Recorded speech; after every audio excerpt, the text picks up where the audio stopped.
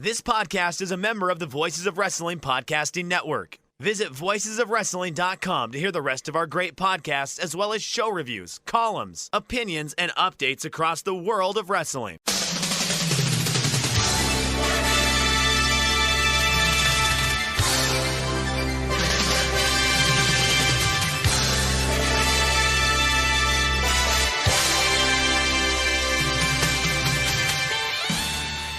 Hello, listeners of the Super J-Cast. My name is Mike Meginnis. My name is Tracy Rae Bowling. We are real married people. Yes. And we are the hosts of the podcast Gift Horse.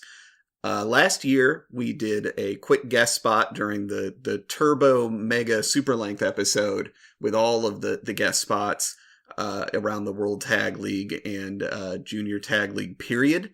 And I kind of assumed that we did a bad job and we would not be asked back. Oh, how sad. Yeah. I felt like we did great. Yeah, you felt that we nailed it. But then Joel emailed me and invited us back and specifically said that he thought we did well. And so now I am overconfident. Uh-oh. I am bursting with pride. I have become ungovernable. and I'm going to take, I'm just going to completely own this zone for the next hour. And what better zone to own than the combination World Tag League Super Junior Tag Tournament? I can't think of a place I'd rather be. We've watched the last several episodes with what I would characterize as grim professionalism. You've got your little notebook, your little notepad in front of you. Uh-huh. I'm taking notes. You're taking notes. You're noticing when I've stopped taking notes to eat a meal or take a drink. And when you've left the room entirely because you're not particularly interested in that match, I will pick up that slack. And you write and a little bit more. Yeah, I mean, I feel like you've been a little more disciplined than I have, in all honesty. But this is what a marriage is for: is when two people get together to watch World Tag League, and they balance each other out. They fill in the gaps. So here's the thing. It can't be the case that marriage exists as an institution in order to support the successful recording of takes about World Tag League and Super Junior Tag League. But I do think it's possible that marriage exists as an institution just to make sure that both members of the couple are ready to discuss it with each other. Regular World Tag League infusions are necessary for any healthy marriage. That's right. And that's why the world is the way that it is today. Because for the most part, people are not getting their vitamin WTL. You gotta fix that, folks. I would maybe argue that it's not ideal to strap oneself down and force oneself to watch World Tag League and Super Junior Tag League. I think the worst thing about New Japan World as a service for the wrestling fandom is the way that New Japan in particular can become sort of homework, right? Yeah. Because you know that there's good stuff in there, but you don't know quite when it's going to show up, and you also know that there's going to be a lot of kind of miserable drudgery from the perspective of a person who has seen the same matches 8 other times, right? Right. They're treating it's a live show business first. Exactly. That's what I was going to say. We talk about that fairly often, that it's so based around the live show and the fact that they're traveling. So you're often seeing kind of the same matches because people in Aichi Prefecture have not yet seen how Tanahashi and Yano were going to behave together. Right. There was the House of Torture onboarding period where it was like, you might not know that Evil now kicks dicks. Yeah. And you're going to need to see him do that a few times. Yeah, before it's really going to take in the collective public imagination. So he tours Japan kicking dicks just to make sure that every wrestling fan sees it. Uh-huh. And then we at home watching on New Japan World are like, wow, this has gotten really tedious. And it's like, yeah, it's not for you. Uh-huh. Yeah. I get it. It's for the weird, it's for the 5-year-old girl who is sitting with her parents in the front row who hadn't seen him kick a dick yet. Mm-hmm. And she thought that Evil was good, and now she knows better. Yeah, speaking of which, there was a very sweet moment where a 5-year-old girl, or thereabouts, got both a salute from Bad Luck Fale Yeah. And a toot sweep from Chase Owens. Right. And I was surprised to find out that little girl supported that particular tag team. Well, I mean, and she may have also been surprised. That was the show before we got the sad news about Chase Owens, Yes. the death in his family. So, like, I couldn't help wondering when that happened. Like, oh, did he already kind of know that something was going bad? And like, he looked to the little girl for comfort because he sort of dangled that. I felt like he started that interaction. I think. Yeah. Although, I mean, she was supportive. I do think she was holding a Bullet Club sign or something. There was some indication that she might like to meet Chase Owens. But, the Bullet Club is for the children. Yeah. We know that now. Yeah. But it was actually very sweet, and to your point, there's been a lot of fun crowd work, I think, as part of these shows that sometimes translates well to TV and sometimes doesn't. But it's been fun to see. Broadly speaking, how are you feeling about the tournaments? I'd say that, like, overall, my impression up until the December 2nd show was pretty much what I expected, which is that Super Junior Tag League is fun. It's been more fun than I thought it was going to be, actually. Totally agree. World Tag League was a chore in the way that I'm used to. And then on the December 2nd show, they kind of brought me around on the whole thing. Mm-hmm. And now I pretty much like all of it. But I think that really that's like, it's another aspect of the way the tour is structured, where it's like, yeah, when they go to the venue that looks like somebody hollowed out a shopping mall so that it could also serve as an airplane hangar. Right. When they go there, they do the matchups that, like, are obviously not going to be that interesting. Right. And it's like, our promise to you in this venue is that you will see Naito wrestle. You will absolutely see all of the guys on this tour, and most of them will be involved in really uninteresting tags in the undercard, or in the case of World Tag League, also higher in the card. But you'll see them. Yeah, like that's the contract that they're making with the fans. All your favorites are here. Right, which is like, it is good. Like, that's a fun, cute way to handle things. It's just too bad that we are, as a married couple, required to view it. Yes, and we're so disenchanted now. Yeah. The romance has really worn off. Yeah. No, sorry. I meant like the New Japan romance. Ah, yes, okay. Not our love. No. Which is eternal. Of course not. And it only gets stronger by the hard work that we do. That said, I think in broad strokes, I would agree Super Juniors have been fun. World Tag League, less so.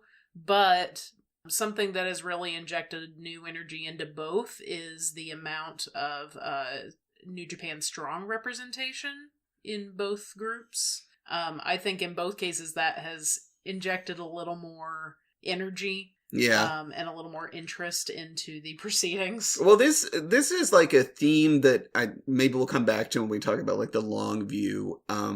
But it's leading to a little frustration for me because, there was this period where it was kind of hard to sit through a lot of New Japan shows. There would be good stuff. There would be bad stuff. There would be a lot of things where, like, it probably was good, but because the crowd couldn't get that involved, right. Like, I was struggling, and, like, we were undergoing a couple years of just, like, global sadness, and that didn't help. But then, because of that, they kind of rode a lot of the domestic talent into the ground a little bit for me, right? Because they had to rely on them, and they wanted to do limited options. And they wanted to do these big shows because, like, 50th anniversary, things like that. And so, like, you've got the biggest G1 field ever, and it's miserable. Yujiro's in there. That's how you got that, right? So, like, I'm sick of Yujiro in a way that I wasn't before, and I'm excited to see these new teams coming from the West, from Strong, from Impact, from outside. And it makes me favor them in a way that I ultimately find kind of depressing because I want to be excited for, like, you think about the end of World Tag League, the culmination is a team is going to go up against FTR. Mm-hmm. Now, kind of the most obvious outcome is Aussie Open goes up against him again, and they win this time, having lost before. Sure. That's cool, but it's also, there's a lack of, for me, there's a flavor problem here where, like, I don't know that I want the two strong white boy tag teams beating up on each other to be that. I kind of want a Japanese team to go do that, but I kind of don't think that's going to happen. I do not know. Yeah. I am tending to think that it will end up being a Japanese team, in part because of that. I think that they've shown a lot of grace to the Western teams to really let them shine. Mhm. It's always disappointing when a Western team comes in and is just kind of squashed, or they don't know how to play what's interesting about them within the New Japan Or they're just structure. kind of irrelevant. That was what happened Right. to Tom Lawler, was like he did a good job in the G1 and like was fun to watch, but like you knew he wasn't going to matter because he was in Okada's block, so like he was fucked. Right. But like he never got close to mattering, and that was kind of depressing to watch. So it's been fun in this tournament to it feels as if the Western teams may matter. Yeah. And they feel like real threats, and that's been cool, but I also think it's thrown some of the Japanese standby tag teams into relief a little bit. That makes me more interested than I had been for a while, for example, in Naito Sonata. Yeah, yeah. I mean, that tag team, fortunately, is not that played out, right? Because they only did that relatively recently, so that helps them too. But like, I don't want to see Bishamon wrestle FTR again. I don't care. I'm not interested. So like that's the thing that I get anxious about, is like a lot of the Japanese team possibilities don't really do it for me. But I guess we should get like into the individual shows, and we can come back to some of that stuff. Yeah. So the first show that Joel assigned us as homework was the November 28th show in Nagano Athletic Park Gymnasium. So I feel like between the two of us, I am kind of the undercard stan. I very much enjoy the current crop of young lions. You're calling me a star fucker, but I'll allow it. Yeah, I mean the young lions are great. They're a lot of fun. They have been given the opportunity to have wilder, sillier hair than I feel is normal for young lions at their level of experience. They got mullets, they got fros. I'm loving all of it. Yes. And they're just great. Yeah. We saw in the first match, Yuto Nakashima and Oscar, I don't know if it's Oscar Luiba? Yeah. Would be kind of a German pronunciation that I'm guessing at. I believe that is correct. And they got to go up against Shane Haste and Mikey Nichols, who have been a surprisingly interesting group together. Yeah, it turns out they're fun. Mikey Nichols has sort of embraced a persona of angry chaos that I appreciate. I think he is getting into the character. I think that was always sort of supposed to be the idea, but that he needs a tag team member to help with that, because his version of being a tough guy is that literally every time he walks by the camera, he pretends he's punching it a little. Yeah. And it doesn't work at all, except that next to the dirtbag energy of Shane Haste, it's like, yeah, this is what his bad boy friend Shane Haste brings out in him. Right. I have enjoyed the bit where the young lions get a couple of guys into Boston Crabs and then scream into each other's mouths. Yeah, they Boston Crab them as they face one another. Yeah. Foreheads touching. They try to land their Boston Crab. It was very good. Second match is Team Bebop and a couple of young lions against the United Empire heavyweights. This was fine. Remind me, have Yano and Tanahashi been doing the Bebop cosplay for a while They now? They did it last year. I don't think they did it before then. Okay. But yeah, they did it last year. They're back. Tana's hair is always something. It is always a talking point. I think it should be on any wrestling fan's agenda at any time. But yes, his cosplay hair is it's wild. I like when they do the squat. The thug squat that they do. That's fun. And I like almost nothing else about this team, but that's okay. Agreed. They sure are present for the matches, and that's good. Fujita and Oiwa continue to be great. Yep. Very excited to see what they'll do. Something that shows up in this match with the United Empire is that that kind of continues throughout the other events, is that they kind of struggle, I think, to define themselves against each other. Hinare is good, Okana's good, but in a tag group situation, they struggle to to show what is actually different about Okan versus Hanare. Yeah, it's weird because they are very different dudes, but when they are working in a tag structure, the things that are different about them tend to disappear, right? The Great Okan is going to sit on a guy's head, and that's fine. But that's not enough for me to get excited about. And there's kind of a sense in which Okan is more of a technical wrestler, and he sometimes will play that beat a little bit in a tag match, but because it's a tag match and because it's fast-paced, it, doesn't really read that way. It just reads as a bunch of big, strong guys bullying the other team. Mm-hmm. Next match was LIJ losing to Suzuki-gun. Taichi pinned Shingo. They're, building toward their King of Pro Wrestling match, and they're also building here toward Hiromu and Despi's part of the junior heavyweight 4-way. Yeah, there was some good Taichi Shingo energy. They're doing a good job playing up the rivalry. I had forgotten that they had any kind of heat between them, to be completely honest. Well, Shingo became ELP's daddy, and that really felt like it sort of resolved. It's sort of like he became everyone's father in that moment, right? Like, the issue is settled. He's certainly my daddy now. Interesting. Yeah, no, I looked at the, they've got the shirts. They released them before we knew who was whose daddy. It's, Shingo is my daddy. ELP is my daddy. The ELP is my daddy shirt never tempted me. The Shingo is my daddy shirt. I've considered purchasing it multiple times. I won't. That's not an energy I need to be carrying with me into the world. But I do feel that he is my father. I mean, we all wish he was our father. He's kind of an amazing dad. He feels like he would get involved in a fight for you. If you got involved with some neighborhood bullies, he would step right in and shut the whole thing down. Yeah, for fighting-related situations, Shingo is perhaps the perfect father. That's about where I see his usefulness as a father ending, just speaking for myself. Yeah, there's limits. He's probably handy around the house. I don't know. He's got great skin. He could teach me. He does have good skin. That's true. I don't, so he could help me there. So then getting into the tournament proper, you've got Kevin Knight and Kushida losing to Wild Hips, Taguchi and Clark Connors. I feel like the story for all of the Kushida-Kevin Knight matches is, and this is sad to me to say as a Kushida enjoyer, whenever Kushida's in the ring, I'm bored. Whenever Kevin Knight is in the ring, I'm thinking, this is very cool, but like, he's so good at selling for people and flying around and bouncing when they, like that crazy tackle that Clark did, where Kevin Knight got up on his shoulders and then flew 40 feet just from...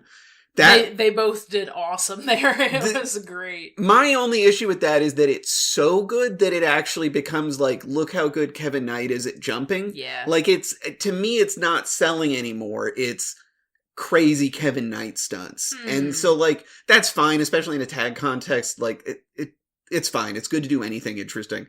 But it is something I wonder about a little bit with him is, like, is he gonna make the switch to selling for the other person and making them look strong versus just like, yep, I sure can bounce. I mean, I actually thought that exact moment was a great moment of synergy between them. Like, Clark looked like an absolute monster, just ramming him out of midair. Yeah. The fact that Kevin could kind of take that and literally roll with it was made that exchange really dramatic. Yeah.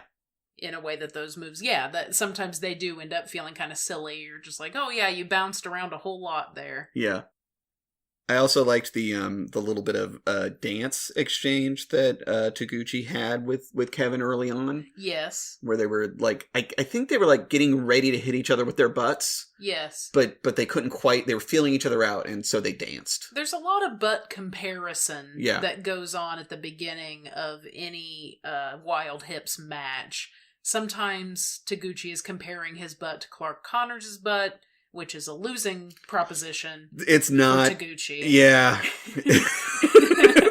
It is, I was noticing Clark's butt well before he was paired with Taguchi. Right. famously excellent ass. One of the main things that married couples who watch New Japan discuss Yes. after a show. Is this why we were called in? I hope so. Yeah, for the ass appreciation. But yes, the match with Wild Hips always starts with an ass battle of some sort. Yeah. Then there's one in the middle and the end. Yes. Often as well. It doesn't stop. It's true.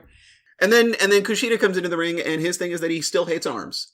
Then Catch 2-2 beats the House of Torture by pinning Dick Togo, and Catch 2-2 has been awesome. They're great. Everyone agrees that they're great. This match, probably their worst match. Yeah, unfortunately. Because the point of the match was that House of Torture was gonna get people mad by refusing to have a fun Catch 2-2 match. Exactly. Yeah, it was just they healed it up to the utmost. And, as a result, nobody got to do kind of what was cool. Because I have been enjoying Dick Togo, almost against my will. Mm-hmm. I've been enjoying Dick Togo in these matches. Sho really freaks out at the end of the match. That was fun. Mm-hmm. And so I wanted to ask you about Sho. I've got a couple Sho questions for you real quick. You know I'm here for Sho. We are both Sho enjoyers. So my first question for you, Sho has been evil for a long time now. I think we have to say that this is his direction going forward. And I was thinking back to, you remember that GIF I showed you where he was coming out for an undercard tag? Yes. And he's Yoshihashi is coming out after him. And as they're announcing Yoshihashi, Sho gestures at him and rolls his eyes look at this dipshit coming into the ring. Guy. This fucking asshole that I gotta... Can you believe what I'm saddled with? Yoshihashi's here. Yeah, we're all excited. Exactly. It was the meanest GIF ever. And I've never seen him be that mean in any other circumstance. Well, this is my question is Sho, his character was always aw shucks, I can barely even talk, I'm such a nice, shy, awkward dork. Yeah. And now I'm wondering if they gave him that gimmick in order to mask what they knew about him, which is that actually he's always been like this. He's always been an evil man, just a real asshole. Maybe. He really commits he's in it in a way that is really funny to me. Yeah, this is an interesting theory. On one hand, I feel that Sho is essentially playing an anime character. He is a mad scientist.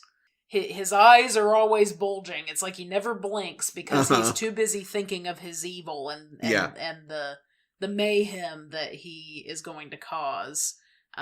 He's monomaniacal. He's very inflated in self-importance these days. Just sure he's gonna win. Yeah. So I think he enjoys playing that character. I think he knows how to play that character. I've never honestly felt like it's tapping into much of a personal mean streak in Sho. Yeah. I felt that it's giving him a crutch in a way that he didn't have with his previous character. I think that's fair. The one thing that's a little sad for me is we always liked Sho, and they would sort of play with maybe a singles push, and they sort of gave him a tiny one there where he beat Shingo during the pandemic, and that was a big deal. And it always felt like if he beat Shingo, that would be the beginning of whatever the next thing was for him. It didn't quite work out that way. Mm-hmm. And I worry now with them they're losing everything. They've won one match so far in this tournament. I worry a little bit that he's just going to be a comedy guy, and I like him as a comedy guy. Maybe that's fine. But how do you feel? I was very worried at the outset of him joining House of Torture. I was legitimately a little upset. What are they going to do to my boy Sho? Mm-hmm. This feels like a graveyard that they're putting Sho into. Yeah. With his friend Evil. And Yujiro, who doesn't even bear mentioning. No. And I was very nervous that they were kind of gonna bury him. Mm-hmm.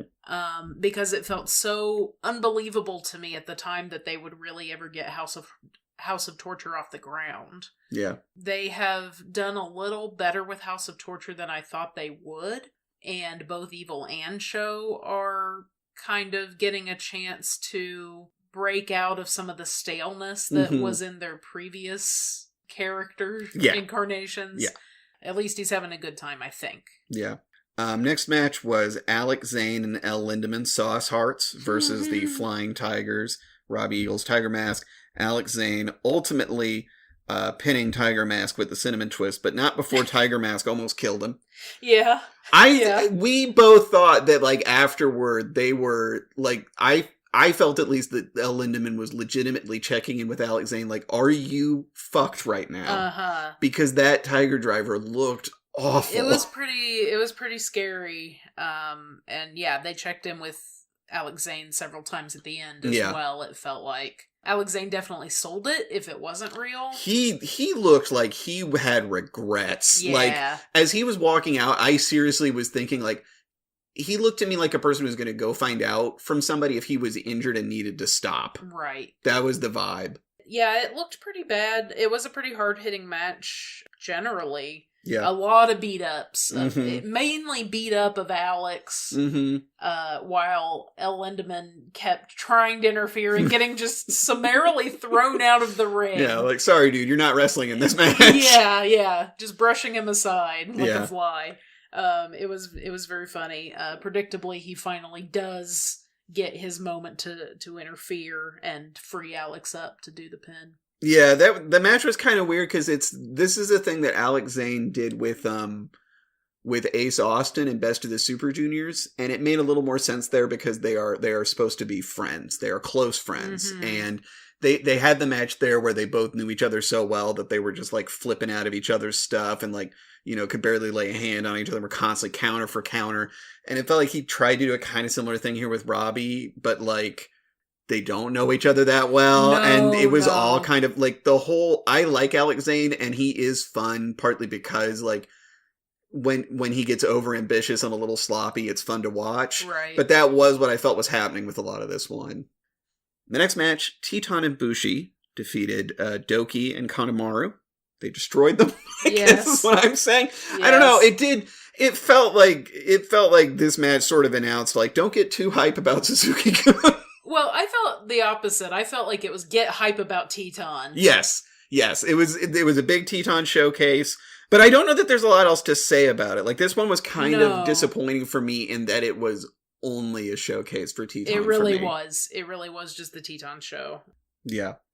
Then your main event, you got Lio Rush and Yo defeating Chris Bay and Ace Austin. This was pretty much just this was like the match that you would expect these two teams to do. Yeah. It was good. Like, I had a lot of fun with it, but I don't know that a lot to say about it. My defining memory from it is Red Shoes getting sort of trapped in a corner and then hopping along. He does this. This is the thing that he does, but, like, the view that the camera had of it really made the main thing I was thinking about, like, Red Shoes is determined to escape. Yes, extensive tight-roping scene with Red Shoes. I was very impressed by his work. We had Leo and Yo determined to make their corner-to-corner sushi roll thing happen. Yes. I feel like Yo looks confused every time they start this move. He's like, we're really doing... I thought we talked about this and decided not to. Uh-huh.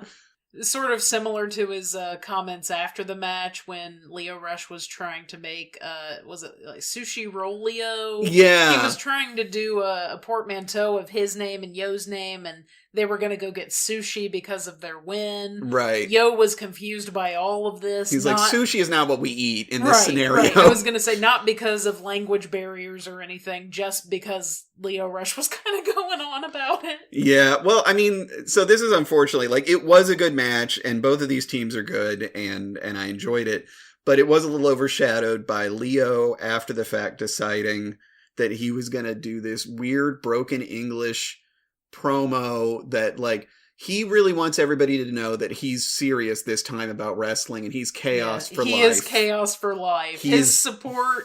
His allegiance with chaos is unwavering. And I mean, it sounded... My initial suspicion was just like, oh, I guess he's gonna also fucking join Bullet Club somehow. But I think, no, it's just that he's desperate for us to believe that he's gonna keep wrestling, is really what it is. No, and I think that was sort of an attempt to bring some heat to the match that was a little more specific. That was sort of like, okay, why are these two wrestling other than they have to because it's the tournament? Yeah.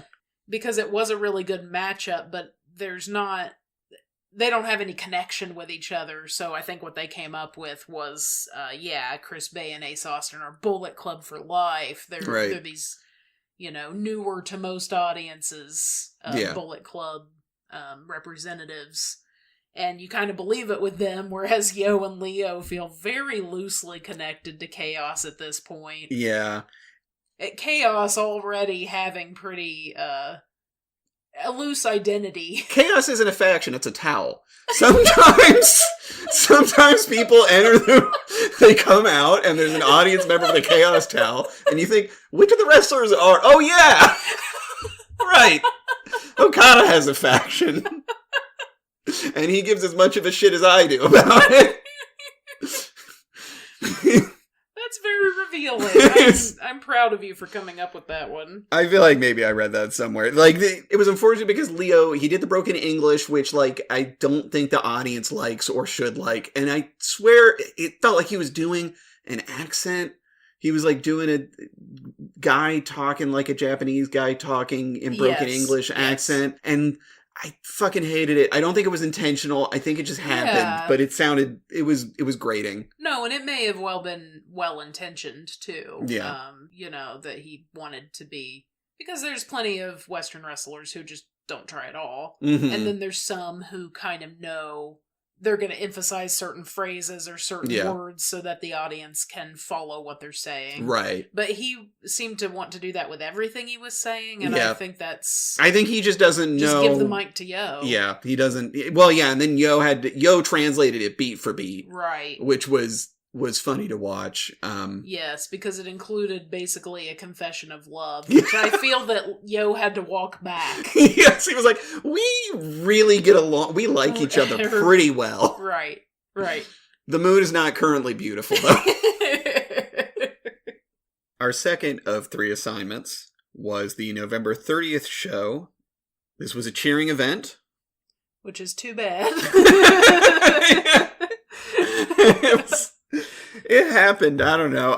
We're going to have less to say about this show for sure. I did enjoy in the undercard when we got a couple young lions, Oscar and Nakashima against Oiwa and Hanma. This one was more fun than it had any right to be. This is part of why I'm so on board with the young lions. They really go all out. Mm-hmm. And part of why I say too bad this was a cheering night is that the audience dutifully gets a cheer going for Hanma. Yeah, let's go Hanma. Yuto, Nakashima, and Oscar again do their twin Boston Crab. Mm-hmm. And it works. They got Hanma did not tap. As far as we know, spiritually, he did tap. It felt that he was tapping with Oiwa. Yes, surprisingly good match. Then we had El Desperado, Doki, and Kanemaru versus Wato, Fujita, and Clark Connors. And this was noteworthy for being, I'm pretty sure, Master Wato's first beer. I am almost positive that was his first drink of alcohol in his life. You cannot convince me otherwise. He looked like he was getting away with something. Like he was looking around at the other wrestlers like, is this okay? Am I allowed to drink? Oh, this is so fun. They're building to this 4-way junior heavyweight championship match. And Wato has been helped a lot by the build to that. It was surprising and funny when he beat Ishimori. It was that 4-way that tag match that they had also was hilarious and made him look way better. And then this was a match where we learned that if Despy chops him, Wato will die. Like, he will for the rest of the spot. match. I think that is what I was why I was having some trouble remembering anything that happened in this match was that. Yeah, I remember halfway through, I was like, where's Wato? He was chopped. And that was the end of him. I mean, like, a third of it was him just kind of stumbling around like, oh, man, it hurts when you chop me. Mm-hmm. Like, it didn't help, is what I will say. This build is not helping. Despy's a good one to sell that. Yes. Can do a mean chop. He's got heavy hands.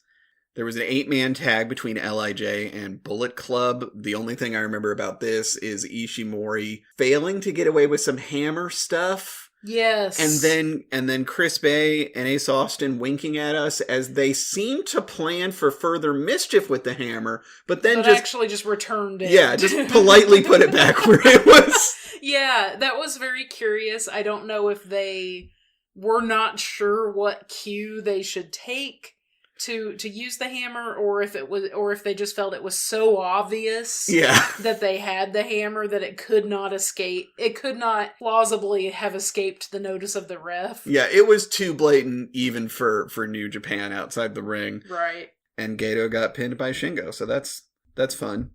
Gabe Kidd and Alex Coughlin lost to Chase Owens and Bad Luck Fale in what would turn out to be their last match in the tournament. Chase and Fale won here by just sort of waiting a while. The younger gentlemen were given opportunities to do cool, fun stuff, yes, as they are wont to do.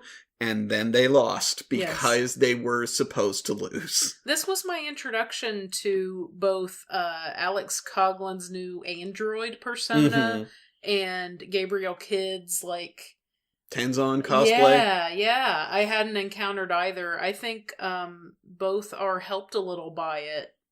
That is controversial with regard to Alex. Although, as I told you, you missed the really bad version. Yeah. You missed the bizarre outfit that, his makerspace friend made.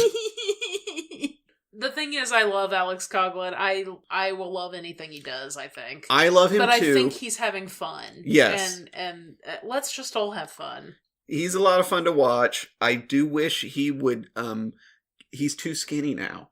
It's true. He's his so narrow lean and waist. ripped. It's impressive, but at the same time, I like a little cushion on an Alex. It's a little disturbing to me, honestly. It's like when Sho just abandons carbs. Yes. And goes full on the gas. Yeah. It's hard to watch. Then we have Aaron Hanare and Great Khan losing to Lance Archer and Minoru Suzuki. Sure.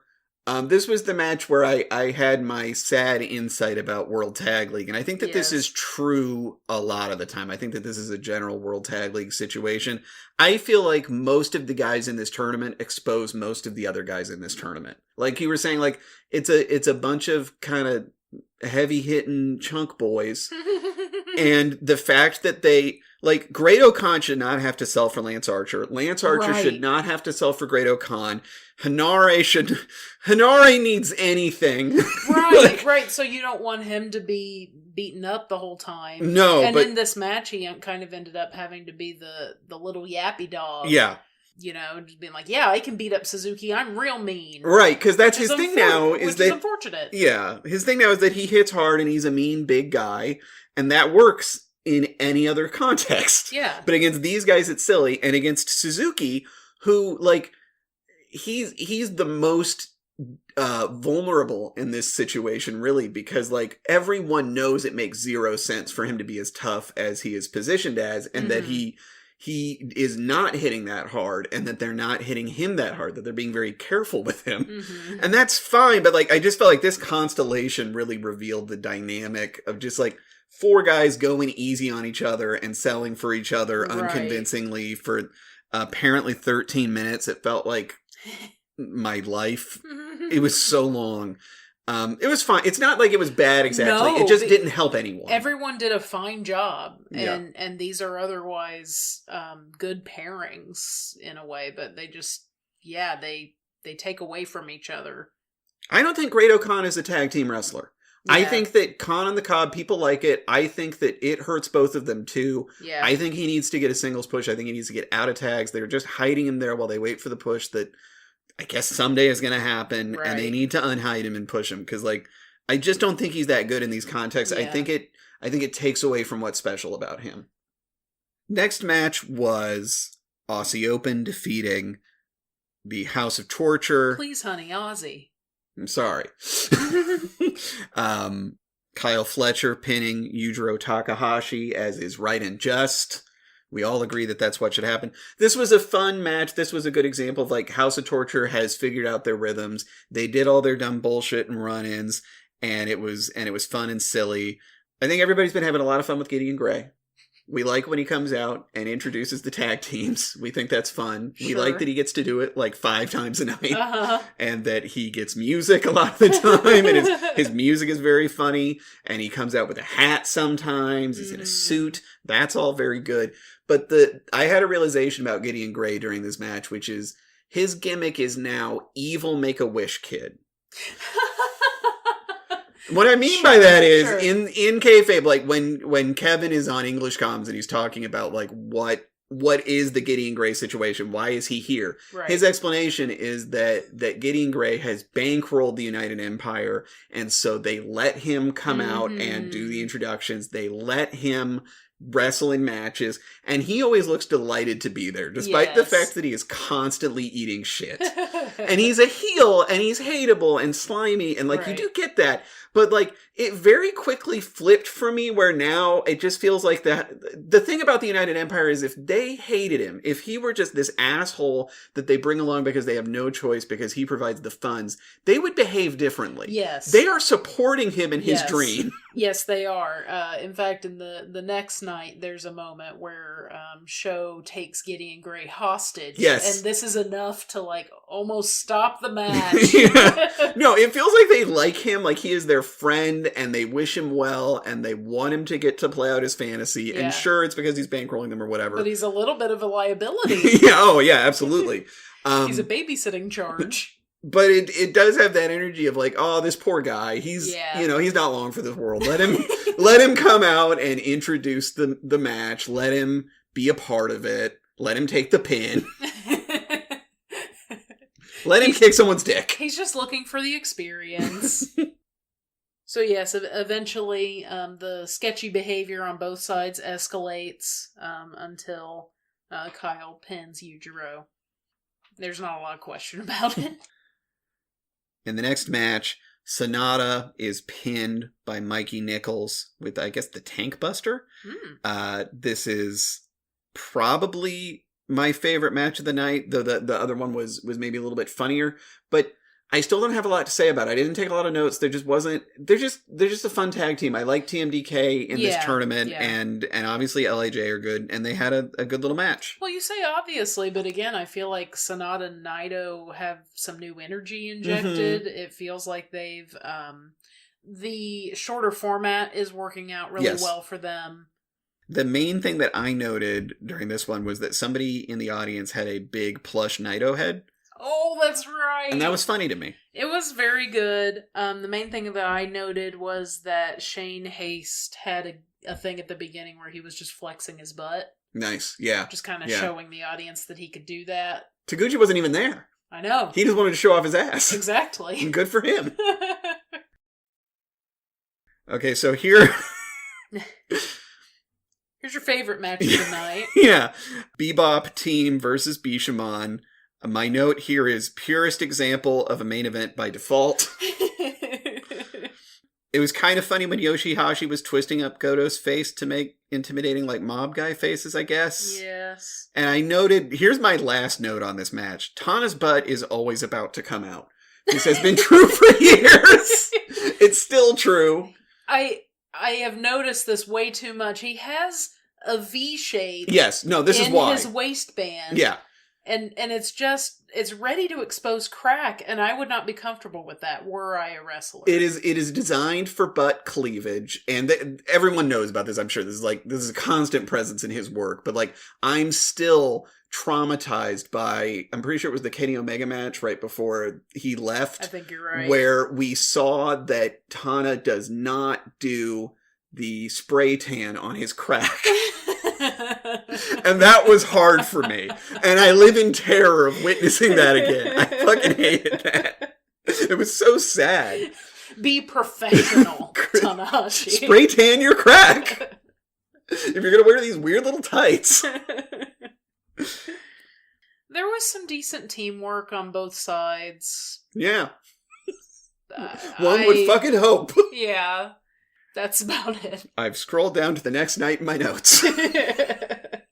So like I said, this show kind of turned me around on World Tag League. I think just because it had the better matchups. Generally, this was the December 2nd show in the Osaka Municipal Central Gymnasium sub-arena. That's right. You know the one, our favorite. It isn't our favorite. I'm pretty sure our favorite is the Aichi Prefectural Gymnasium. That's the one that has I think that's the one that has terrible lighting and you're constantly seeing people walk to the bathroom and back. Yeah, that's a great arena.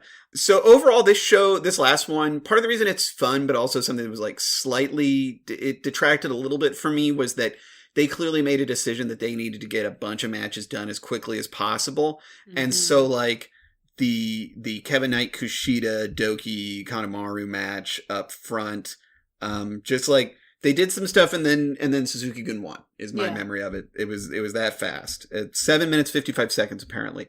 Next match is 6 minutes 2 seconds with Team Bebop defeating our LA Dojo kids. I liked Team Bebop better here because they weren't wrestling for as long.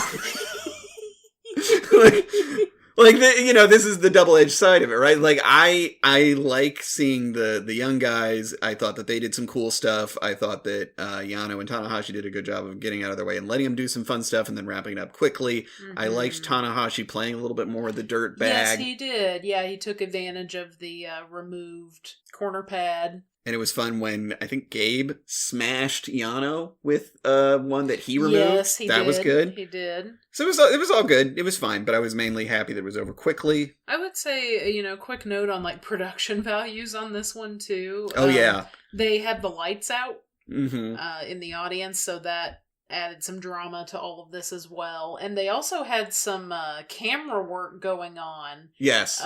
We speculated that the hard cam was basically useless. Yeah. So they were doing a lot of work on the floor to do close-ups. And, yeah.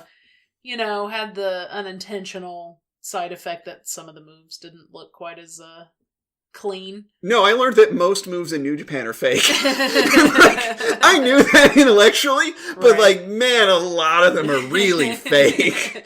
My note was that the camera work is daffy, which is not a word that I'm used to deploying. Yeah, they were really wilding out a little bit, but I think it was good. It was fun. I think it was kind of bad, but it was fun. It was very high energy. Yeah, it was a silly time. Combined well with the ultra fast matches. After the match, there was a really sweet, charming promo where Gabe and Alex professed their love for each other. Uh-huh. It was a little long. It was a little weird. They definitely both were okay, now I'm going to tell the story of our arc, right? They both went step by step through their entire relationship and professional working relationship, but they also expressed their intense love for each other. Mm-hmm. And it was good and fun, and I like how many of the teams are talking about how much they love each other. Because that's a theme. Yes. The next match was technically, from bell to bell, 18 seconds long. Oh, it was beautiful. This was a good match. Yujiro comes out and hits Yo and Leo from behind before the match can even start. A lot of work happens on the outside. Sho and the crew get the ref out of the ring. Yo does do a visual pin on Togo. It's 10 minutes long. Yes, no one sees. It's fruitless. And this is where Sho takes a hostage with his wrench, which he really enjoys doing. Yeah. He takes Leo Rush hostage. This distracts Yo so completely that Yujiro gets behind him again and knocks him out. Only then does Sho enter the ring. The ref gets back in the ring. Only then does the match start. Sho looks around at the audience, at everybody being like, oh, what an opportunity I have here. Yo is laid out before me, completely out. He takes his time, but he just gleefully pins him. Yep, shock arrow, and we're done. So that was funny. Yeah. We all like to see Yo cucked. Yes. Yeah, then he, after it's over, he just sort of kick rolls Yo out of the ring with his foot. Mm-hmm. So in the next match, Evil and Yujiro are already out there having assisted Sho in his victory, but Hanari and Okan come out. This one was, again, just a fun, raucous House of Torture style match. Goes for just under 10 minutes, and we have Gideon saving the day by kicking Yujiro in the dick. Mm-hmm. And then Great-O-Khan had this spear. Yes. And he was nervous about House of Torture fearing, I believe. And he looks puzzled that he's not allowed to use it when they're starting. He's like, oh, can I not? I'm pretty sure I can't. Go check Evil. Yeah. I have a spear. See what he's doing. Right. This might be fair. Yeah, I might actually need to hold on to this. And so they're fighting over the spear at the end. And then Hinare also punches Evil in the dick. Mm-hmm. And then finally they get Yuge back in there and they pin him. That was fun.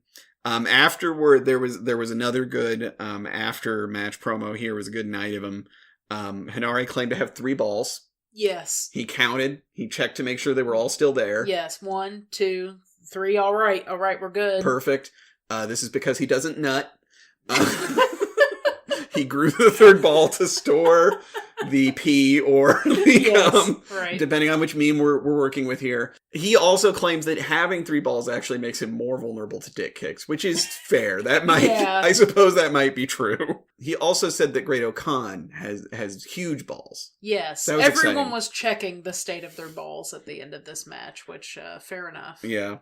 Then Gideon Grey tells us that he knows a little bit about S&M himself, standards and manners. Uh-huh. Yeah. It's funny when they bring up S&M apropos of nothing. In the next match, Bullet Club defeat Flying Tigers by pinning Tiger Mask. Not before Tiger Mask gets an opportunity to show that he can do his big move without murdering Chris Bay. That was a relief. Yes. It was a fine match, and to his credit, I will say Tiger Mask actually looked pretty good in this one. He's been doing a good job. I enjoyed his work in this one in particular. Robbie continues to do, I should mention, it feels like he's in competition with Teton for craziest dive. They're both doing these ludicrously fast, dangerous-looking dives that stress me out every time I see them. So that's cool. Afterwards, Robbie says that he's not sure whether they've been eliminated from the tournament. But even if they have, he's going to keep fighting because he's a professional. Closer inspection reveals they are, in fact, out of the tournament after tonight. Yeah, they might have been before. It's not close, but cute team, good team. Next match was another real quickie. This one was 1 minute and 40 seconds. TMDK defeated Suzuki-gun when Shane Haste got a surprise, not a roll-up, it was... But he did a tricky... They're calling it a modified neck lock. Sure, yeah. It kind of looks like if somebody did a crucifix bomb to you, but then you pinned them. Yeah, he kind of flipped Suzuki onto his back and then did a bridge up real quick to secure the pin. It was pretty good. It was a lot of fun. It was fun to see. Shane Haste was acting very surprised and delighted afterward. Yeah. Mikey Nichols encouraging him in that feeling. I enjoyed Shane Haste saying that maybe now he was the king of MMA because he had defeated Suzuki. Uh-huh. And so then he started calling out YouTubers. Because I guess I don't know that much about MMA, but I suppose that's what you do. That's like the Logan Paul situation or whatever, right? The next match, Sauce Hearts defeat Bushi and Teton, 9 minutes, 28 seconds. Alex he pins Bushi with the taco driver. Neither of us had a lot of notes on this one, but I think it was just really good. It was just a lot of fun. Yeah. I don't know what it was exactly the match you would think they would have. Alex Zane did not show any injury from the Tiger Mask driver. Right. So that was good. It was a lot more balanced between the 4 players than it was on the previous night. Both Bushi and El Lindemann both had meaningful segments. Yeah. I made a note that Teton and Lindemann. Wow.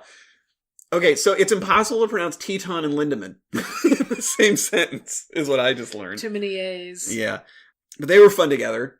And I really enjoyed Alex Zane's sequence in there as well. They've been really putting a spotlight on him in a way that makes me wonder with the match structures. I am so surprised, to be completely honest with you. I know that, a guy with such a heavy gimmick can get big, but at the same time, it's been surprising to me He's just really good, though. And Yeah. he's really appealing to watch. It looks like he's having fun. He's really good, and he loves Taco Bell so much. He really does. And that is the character. He loves Taco Bell. It's that simple. One of the 3 people that Taco Bell Japan follows on Twitter, as Kevin says. Then in our semi-main, we have we didn't have a World Tag League match between these two because, of course, it would have been Bullet Club in there. But then we have Taguchi and Clark versus Francesco Akira and TJP.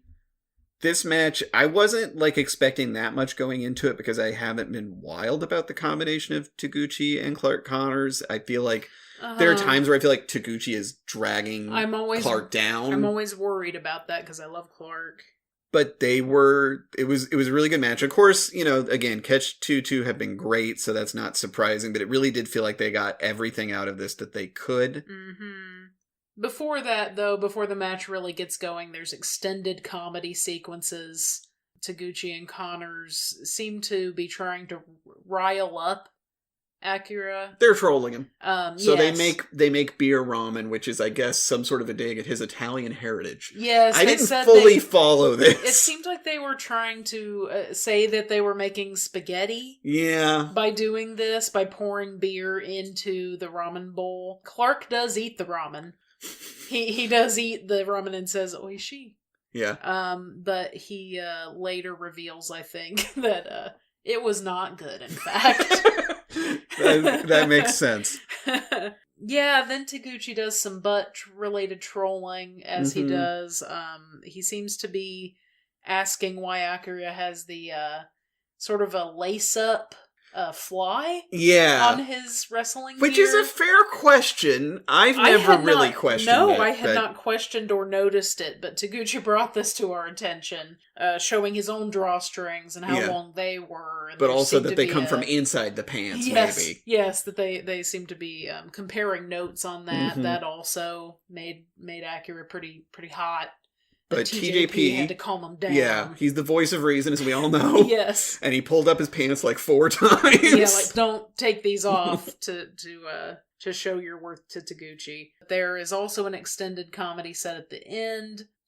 Taguchi sort of pulls a Taichi. He sort of decides now is the moment to claim my full power. Yeah. And so he pulls his pants down about halfway, revealing his red underwear. Yeah. And this, I think, makes him more powerful. He is able to overpower, I think it's TJP at that point, with a powerful stink. He ran the ropes and then sat on his face. Yes. Clark gets in the game because TJP escapes this maneuver, but only to pull down Clark Connors' pants about halfway to reveal the same or very similar red underwear. Somewhat more flattering cut. Somewhat more flattering butt. Yeah, that's actually probably what's happening. And they spend, I swear it's 8 more minutes wrestling with their butts out. With their pants half down. The match was apparently 11 minutes 47 seconds long. Okay. But it was, his ass was out forever. I did enjoy after the fact when Akira made it very clear that you are not to put beer on spaghetti. Don't you dare. Yes. He'll be so mad. It was disgraceful. And then we have our main event, which was Aussie Open versus LIJ. This was also great. Naito walked to the ring more slowly than I've seen in some time. It was so bad. It was so infuriating. It was very good. Kyle Fletcher and Naito were a lot of fun together. Afterward, Kyle would talk about being a huge fan and being a big deal for him to be in the ring with Naito. Yeah. And I believe that. I felt that while they were wrestling. We saw a good use of Skull End. Yes. Well, he didn't use it. That was the use. Was right. He did the spinny part, and then it was is he going to get into Skull End? It's not really. He's going to immediately transition out and... Right.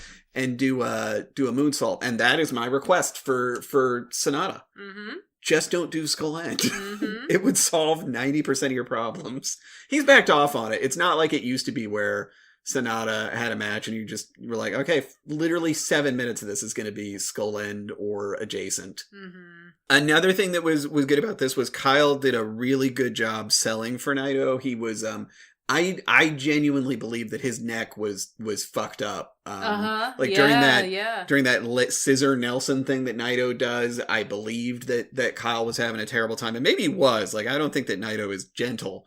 But yeah, he was selling all that stuff really well, and then he did a terrifying suplex on Naito.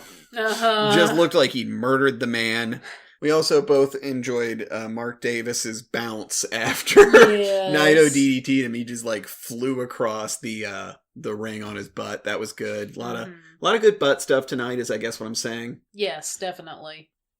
After the match, we had another profession of love. Yes. Kyle and Mark. Mark was just very supportive. Kyle was very emotional about losing to LIJ. He felt like that was bad for them. He was hoping not to face them in the tournament final, and now that seems more likely. He might as well have announced that that's going to be the final. Like, I was looking at the way that the cards are laid out, and the final night of World Tag League, the match is Naito and Sonata against House of Torture in the main event, and then Kyle Fletcher and Mark Davis are up against the Young Lions. It would have, in a non-World Tag League match, it would have been Chase Owens and Bad Luck Fale. I kind of feel like those two just go together to the finals, and that's where we're at with that. And then, like we talked about a little bit earlier, like, I think Aussie Open winning and beating FTR and establishing themselves is like the right thing to do, basically. And I kind of am rooting for it. You know, they wanted to bring in Aussie Open ages ago. And, you know, we're hoping to push them, clearly. I just wish it were a better contrast. Part of me wants it to be LIJ wins, actually, and then Aussie Open can feud with LIJ. That's honestly what I'm pulling for. Yeah. If that all worked out, I think I would enjoy it more than Aussie Open just winning. But he did make me want to see that match again. It was a great match the first time, so I'm sure it would be a good final. Yeah. Who would you like to win Super Junior Tag League? What would you like to see come out of that? You know, Ace Austin and Chris Bay have been really dominant, and I do like how they've diversified Bullet Club a little for me in terms of style and sort of self-carriage. They're just a little more fun. I don't know. Yeah. So I would be fine with that. I'm not sure that that's really an outcome I'm pulling for. I don't think it's likely. I feel like they're being set up as like the big bad that you want to avoid, like you do with Evil in tournaments. You know, just sort of the Bullet Club tournament spot in a lot of ways these days. Like, I thought going in that Teton and Bushi, I thought that basically the booking before the tournaments gave it away, where they, you know, Teton and Bushi and Aussie Open unsuccessfully challenged for their respective belts. And I thought they'd go through the tournaments, win, and then challenge again at Wrestle Kingdom. One of them would win, one of them would lose. Like, that was basically how I thought it was going to go. I'm not feeling that so much with Teton and Bushi now, though. No. I feel like they just haven't had big barn burner matches yet. Although they, you know, when we stopped, they had several nights left to do so. No, they've been good. And the other thing for me is that I think that Catch 2-2 should probably just stay champions. I think that there's probably no reason to move on. And I think that sending some of the teams up against them might not be very helpful. Like seeing Teton and Bushi lose to them again, not a very exciting prospect.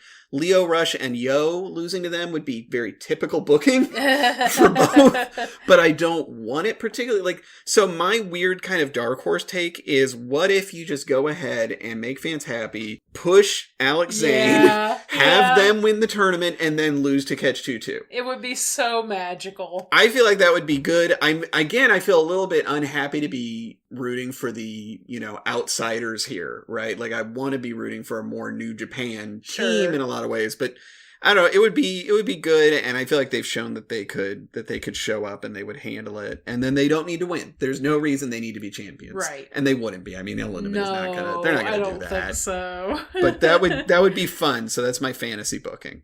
We started out joking about the grim chore and marital foundation that is watching these tournaments. And like, there's been a fair amount of moments where I was bored, or where like it was fine, but I didn't really remember things later. But This has been better than I thought it was going to be, and I feel like my interest in New Japan has been going up recently. Yes, I agree. It just feels like there's a good rowdy energy to a lot of it. As I've told you, I feel like it's a rowdy boy promotion now. Yes. And I appreciate that. But it's been fun watching. I think that covers it. I don't honestly know if we're the second or the first half of this episode. I think there's another half. But to say goodbye for us real quick, thanks so much for your time. Thanks to Joel and Damon for hosting us. Thanks to listeners as well. Seconded. It's been a lot of fun. As I mentioned, we host a podcast called Gift Horse. It has almost nothing to do with wrestling ever, but we hope you like it. GiftHorsePod.com. I am the author of a book called Drowning Practice, and I recommend that you buy it. But I also, there's a labor situation, like a third of the staff at HarperCollins, which is my publisher, are striking right now. So they don't want people to boycott the books, but you could also just, instead of getting the book, you could donate to their strike fund if you want. That'd be cool. I do some writing as well. I do short stories and video games. If you want to follow my work, you can go to my website, TracyRaeBowling.com. R-A-E for Ray. Bowling is spelled the way that you'd think. It's all one word. We usually end our podcast by saying, I love you. That feels a little weird here. So love has no place in this podcast. Yes, we won't go declaring our love for you, the listener, and overstepping bounds like so many of the wrestlers have recently done in these tag teams. We'll just say goodbye for now. The moon does look very beautiful tonight. Well, thank you. All right, everyone. While you're enjoying our coverage of World Tag League, and I am on a little break along with the great Joel, I need to tell you about HelloFresh. Hey, HelloFresh. HelloFresh, what is it? Well, with HelloFresh, you get farm fresh, pre-portioned ingredients and seasonal recipes delivered right to your doorstep. Skip trips to the grocery store and count on HelloFresh to make home cooking easy, fun, and affordable. And that's why it is America's #1 meal kit. Look, it's the most festive time of the year. You know that. HelloFresh is right there to help make most of every moment. From holiday hosting to dinners during busy weeknights, you can count on HelloFresh to deliver fresh ingredients and seasonal recipes. 'Tis the season for saving money wherever you can. And HelloFresh is cheaper than grocery shopping and 25% less expensive than takeout. I know that. So you can use those savings for holiday gifts or treat yourself. Treat yourself. Look, HelloFresh, I love it. We use it. It's a perfect solution if you're short on time. You skip trips to the grocery store and get fresh, seasonal ingredients, easy recipes to get you through the busiest of seasons. Look, here's what I want you to do. Go to HelloFresh.com/VOW18. I say VOW18. Use code VOW18 for 18 free meals plus free shipping. Let me repeat that. HelloFresh.com/VOW18. Use the code VOW18 for 18 free meals plus free shipping. That is awesome. So go to HelloFresh.com/VOW18. Use that code for what I could consider maybe the greatest deal of the holidays. A holiday blessing, if you will, with those 18 free meals and free shipping. Go ahead. Go now. Go, Leafs, go. And go to HelloFresh.com. I'm going to go back and drink some more. Thank you, and enjoy the rest of the broadcasts. I'll see you soon. Ladies and gentlemen, boys and girls, children of all ages, it is time for the second annual Super Dad Cast. That's right. Joel and Damon are on like Love Island or something. Who knows? I don't know. They have ceded the reins of the Super J-Cast to us. So this week you get the second annual Super Dad Cast. Once again, for those of you who don't know, my name is John Enright, aka John Daddy. And so that's what the ladies say anyway. Yeah, not really. So we're here to talk New Japan, but I'm not alone, ladies and gentlemen. Once again, brought back for a second year in a row because so special, because we're the daddiest of dads. We have Elliot. Elliot, introduce yourself. Hi, everybody. My name is Elliot, and I would just want to say hello to all the dads, to all the non-dads out there, to men, women, non-binary people, anyone who is listening here. All are welcome in the Super Dad Cast. Right. We're your daddies for this next however long we're going to go. I don't know if I want to go that far. I'm your daddy now. I'm no one's daddy. I mean, other than my two children, they can call me daddy, and I'm dad at home. They're still little, so I'm not dad yet, but I've never been daddy. Yeah, technically, I've been Papa for Papa. My kids been calling me Papa since I like that. Okay. So, that's it. So I guess we last year we were part of a truncated where they threw a bunch of us together podcast. And for those of you who don't know, a lot of our stuff got cut. So we don't have that mandate this year. We're just told to record a podcast. So I say, let's introduce ourselves fully this time so people can hear a little about you, a little bit about me. We can examine our dad cards and talk about a little bit how we got into New Japan as well as being dads. So how about Elliot? Why don't you lead off? Why don't you tell us a little about yourself and all that fun stuff? Thank you, John. So my name is Elliot, and I live in Des Moines, Iowa, and I am a teacher, just like Joel. I teach middle school, and I don't remember if Joel teaches. I think he teaches kids younger than that. Yeah. But so middle school teacher, been doing that for 9 years, and so as a wrestling fan, been a wrestling fan since I think late 1990. Survivor Series 90, I think, is the first wrestling show I remember watching. And off and on wrestling fan for through the years after that. But 2015 would be when I got into New Japan because there was a whole bunch of buzz over the Shinsuke Nakamura and Kota Ibushi match from Wrestle Kingdom 9. And so that's the first New Japan match I ever watched. And I mean, my God, that thing, it felt transformational when I watched it. I was like, oh, okay, this is like what I've been, I'd always enjoyed WWE up to that point, and but seeing those two guys do what they did in the way they did it, I was like, this is something special, and I got to pursue this. So I did, and been watching ever since. I've watched, I can claim that I've watched every single G1 match since then, every single year. Almost every Best of the Super Junior match. Definitely not every World Tag League or Super Junior Tag League match, but and then probably every New Japan Cup match, I think. So, I'm one of those esteemed fans, but also not like a super freak that watches like every single Road 2 show or whatever. Right. But I think my New Japan fandom reached its crest in 2017. The G1, what they call those, G1 Supercard in Long Beach, the first New Japan shows. Solely New Japan shows in America. July of 2017, I convinced my wife to take a family vacation out to that area, and I had a heck of a time. And that was actually where I met Damon. The one time I have met Damon, he came to those shows and had a couple-minute conversation with him, and that was really nice to get to meet him. And then that was main evented by Kenny Omega and Tomohiro Ishii in that insane match where Omega German suplexed him onto the table off the apron.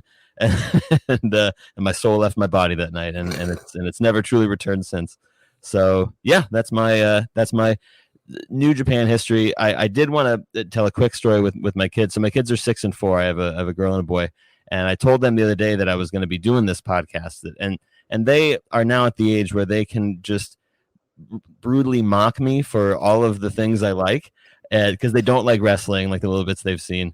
And so they were just and podcasts, they don't know anything about that. So they started yelling at me that my podcast was going to be stupid and that wrestling is stupid. And then we got home and my daughter made a drawing. I'll put it in the Twitter thread when this episode gets posted. She made a drawing that in big letters it says, "Your podcast is dumb." And then it's a drawing of her talking to me, her saying, "I listened to your podcast. It's dumb." But she added, "But I still love you." And then over on the left it says, "You are not dumb." So she at least made the distinction that I'm not dumb, but this podcast, I'm sorry to inform everybody, is dumb. And we are dumb for liking wrestling. So According she to listens. She listens on a regular basis, is what you're saying. she might know. That might be an informed opinion. Yeah. She's on the Discord and she sees everything, apparently.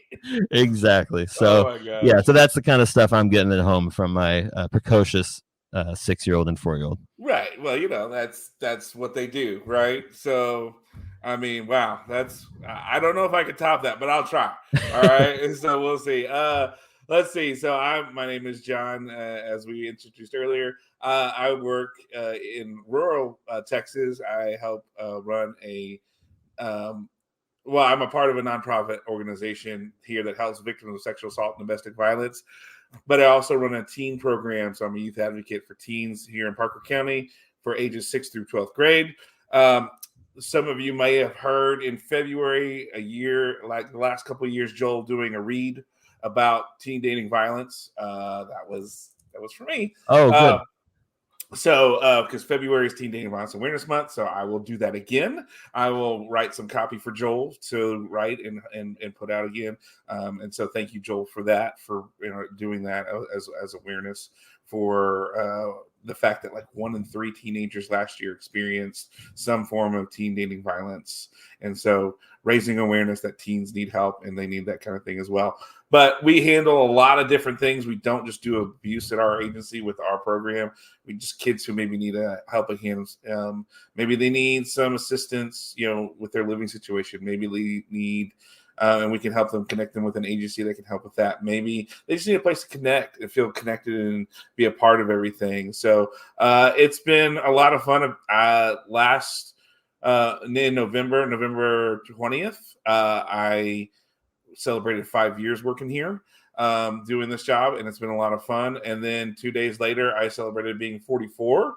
So that has been a lot of fun. And then Thursday, I celebrate having a 17-year-old in my house. Incredible. It's been a lot of fun doing that. I started, wrestling, I think, I never was really big into wrestling growing up. It was when I went to college. I was playing junior college baseball in California, and I was living on my own for the first time and living in the dorms or in a hotel room on a main street in this small town in Northern California because the dorms were full, but we had free cable TV in our room. So then I started watching Monday Night Football. I was bored one night, so I flipped over. I was like, "Oh, wrestling! What is this?" And it happened to be like NWO, Hogan, all that kind of stuff in the Monday Night Wars. So I'm flipping back and forth, and 97, 98, just kind of enthralled by this, and then stop for a little bit, pick it back up somewhat. I start hearing here in North Texas about independent wrestling, catching up on some stuff. And then of course TV, Ring of Honor is just kind of all over the place. You don't know when it's going to air, but you're watching it. And one day I'm flipping the channel. Oh, look, this is wrestling. This is cool. And I happened to see Bullet Club. I was like, oh, this looks like that NWO stuff that I saw. And I'm watching, and they're doing the Too Sweet. I'm like, okay, so it's like an evolution of this. All right, maybe. And they were talking about, it was the Young Bucks, and they were doing their thing in Ring of Honor. Said they're coming over from New Japan. They're Ring of Honor. Da da da. Okay, so they have a working relationship. Cool. They go back and forth. And then they started kicking everybody in the place. And then Tama Tonga and Tonga Loa come out and all these other guys. And then it's all of a sudden like they're just wrecking everything in Ring of Honor. They're kicking everybody. I was like, it's a super kick. I was like, this is amazing. I really kind of enjoy this. And so like, what's this? And so I start learning more about it. So that was about, 2015, 2016. Probably, yeah. I'm just kind of figuring things out. And then as we're going further, I eventually find out about Lance Archer, and then he lives here in Texas, and they're coming up on the G1 in Dallas, that they're doing this massive show, because by this point I've been involved with some of the local wrestling shows as having been going and finding out all these things. So I meet Lance Archer, super cool guy, really great with my kid, just really nice, selling tickets, doing stuff, helps us get it to the G1 press conference for the Dallas show, where I met Uncle Damon, as we call him. My son was wearing a cowboy hat, so we were talking about that. There's an infamous picture of Uncle Damon getting a subpoena from, I forget who, one of the I took that picture and sent it to him so that they could post it on Twitter. What was the subpoena? What was this about? It was a joke from way back in the day that he was getting subpoenaed for something he said on the Super J cast, and so I got to meet Uncle Damon then, and then Lance. This was like, he had his long hair, and then this is right at the evolution of the Murder Hawk Monster, when he got, because we were on Facebook and he messaged me. He's like, "Hey, do you know anybody in the area, in the Dallas area, that does hair?" I was like, "No, Fort Worth is more my jam, because I live west of Fort Worth." And I said, "I don't know how far you're wanting to drive." I said, "What are you looking for?" He goes, "Well, I'm looking for somebody to color my hair and maybe do something different." I was like, "Okay, cool." I said, "These are some recommendations." He ended up finding his person closer to where he lived. But that's when the next night you see the Mohawk and everything with Will Ospreay. And so we are down there, like we're not on the floor, but we're like right at the edge of the AC, right at the floor. We're actually a couple rows across from Damon in the press area, and we're watching, and it's just amazing to watch that first G1 match that they open with. That match, that was a hell of a match. I mean, I was just going, holy cow. I mean, the pre-matches were all super cool. Everything was fun. But, like, now we're in the G1, and Lance Archer is in the G1, and it's Will Ospreay, and it was a ridiculous match. And then we end the night. They ended the night with Tanahashi and Okada. Mm-hmm. And, I mean, every match on that G1 card was insane. You know, you had Sonata and Zack Sabre Jr., I mean, all the matches on that night were just A-block, stupid, awesome. And you're just going, holy cow. I mean, we got the day before at the press conference, we got to meet Jushin Thunder Liger. We got to meet Tanahashi, which is super funny because it'll come play in later. But each one of them said, "You your son?" I said, "Yes." And he's like, "Oh, very big." And of course, he wasn't super big at the time, but he's like, "You gonna be a wrestler?" I was like, "Well, if he wants to be a wrestler, yeah, sure." And he's like, "Oh, okay, be a wrestler." I was like, "All right, cool." So both of them said that about it. So jump ahead to WrestleMania this year, hang out with some friends, get to do some stuff. But then I got to meet Minoru Suzuki, which has been a bucket list item for us for a long time. Yeah. We went to the Strong tapings earlier before WrestleMania that were here in Dallas, and we made a poster that said Murder Hawk Monster plus Murder Grandpa equals Suzuki Gun. We were there, and of course Lance saw it, and he thought it was hilarious, and he pointed to Suzuki at us, and he gives us a mean face but loves it. That was the one where I think he was Chris Dickinson at the end of the show. Comes out and challenges Suzuki, and Suzuki goes, "I speak little English, but fuck you." And then he turns around, looks at Lance, and gives a thumbs up, like you did. And Lance's like, "No, you did great, good job." Yeah. Oh, so hilarious. So we're at it's WrestleMania weekend. We're at this meet and greet, and we bring the poster, and he's like, "This is me?" I'm like, "Murder Grandpa?" I was like, "Yes." He goes, "Okay," and super cool, signs it, takes the pictures, and then he looks at my son, who's now almost as tall as me, and like that, and he goes, "Oh, son?" I was like, "Yes, very big wrestler." I was like, "If he wants to be same thing." The verdict is unanimous. Apparently, my child now he has super long hair, and wrestler hair. He looked, I would call it Clark Connors style hair. Okay. That he's got. So, but yeah, so that was that. And then of course today we did the daddiest of dad things where I took him out because his birthday's Thursday. So today I took him out for, we went to a farmer's market, and there's a guy that does leather work, and he made a really cool hat. And so we bought a hat for him. That's a steampunk style fedora type hat. That's super cool. And then he got some sunglasses that were circular with the red frames, but it has a steampunk kind of style to it. And then we bought a whole bunch of food that he's like, "Yeah, I want to try this. I want to try this." And then we dropped the food off, went to another place that was having what they call hometown Christmas, just fancy farmer's market.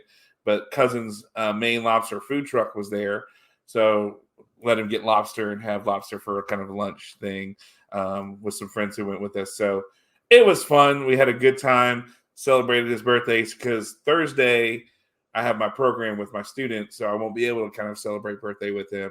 So we took today to do that. So my day has been just doing all that stuff. So I haven't watched any football. I barely caught up on everything with New Japan for this, but I got it. We're in. We're good. But I was doing dad stuff for most of the day today. So and then he's been my wrestling buddy ever since. So we go all the shows together. We meet everybody. We do everything. He has a wall of fame where he gets autographs of everybody, and it's massive of just the amount of people we've gotten to meet. Just because we met Les Archer and he kind of opened doors for us, and we've become friends with him and different wrestlers in the area and different people. And so it's been a lot of fun to be a wrestling fan.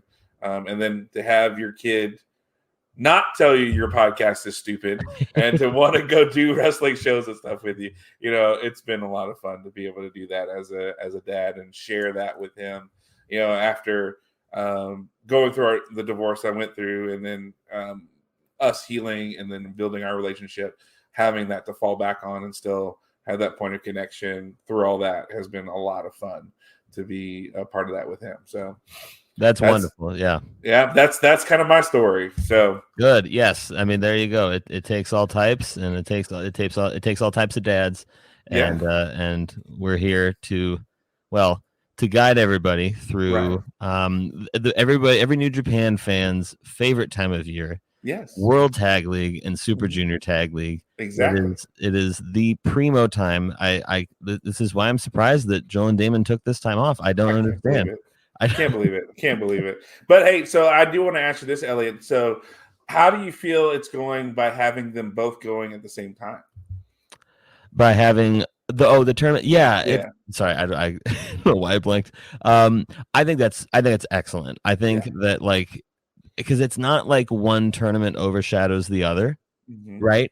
So you can, it's when you're going to watch it, it's like, oh, I watched the World Tag League yesterday, and instead of having the exact same stuff happen this time, now I get the Super Juniors, and then the next day it reverses, and I just think that's a really, really good variety. Now, it would be tough if it was like the G1 and the best of the Super Juniors going on, because those are tournaments that have a lot of, they need their own room to breathe, right? They need their own, and they need their own space to be the most important thing at the time. But World Tag League and Super Junior Tag League do not need that. So I think this has been great. What about you? Oh, I agree. It's nice to have, them separated. And I feel like it gives guys, if you want to have your big guys take a night off and you can just use one or two on, a pre-match show, you're not having to use everybody if you don't want to. Then you have your juniors who can carry the load on the nights where they have it, and then vice versa.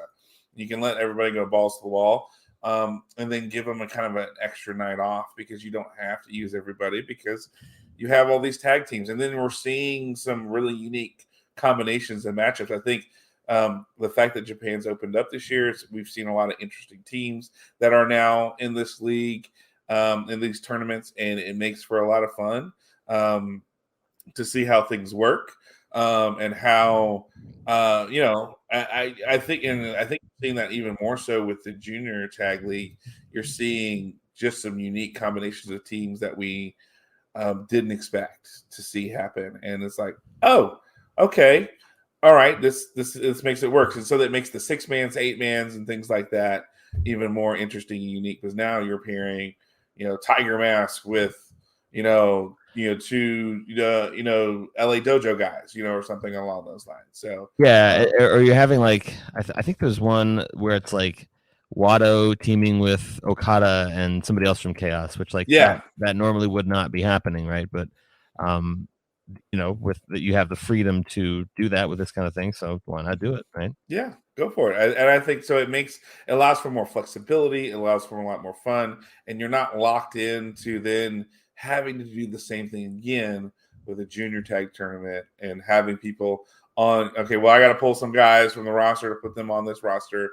No, you can make everything work, and you're utilizing your talent smartly, I think. and then you can give them a rest into Wrestle Kingdom. Really, they don't need to be doing like 2 tournaments back to back going into Wrestle Kingdom. No. Do a big one and then get it over with. And I mean, I think we're 10 days out from the finals right now as we're recording. We're recording on the 4th of December, and that's 10 days out from the finals. And so far it's been an interesting, I think, both sides. That some teams are where we expected and some are not. And so I think that's what I love about the New Japan tournaments is when you think you have an idea of what's going on, they make sure you go, no, we're going to keep you on your toes. So They do, and we'll get to some. It's time to knock that new business idea out of the park with Shopify, the all-in-one commerce platform to start, run, and grow your business. Forget the off-season work. Shopify makes it simple to sell to anyone from anywhere. Whether you're selling warm-ups or wall hangers, it's time to start selling with Shopify. Join the platform simplifying commerce for millions of businesses worldwide. With Shopify, you'll customize your online store to your brand, discover new customers, and build the relationships that create die-hard fans.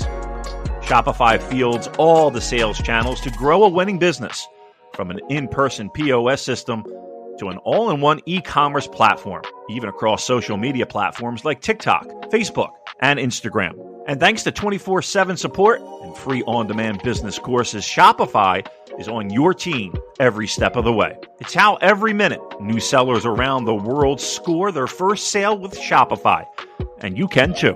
When you are ready to take your winning idea to the world, team up with Shopify, the commerce platform powering millions of businesses down the road and around the globe. Try out Shopify for free today and start selling anywhere. Go to shopify.com/superj, all lowercase, superj, to start selling online today.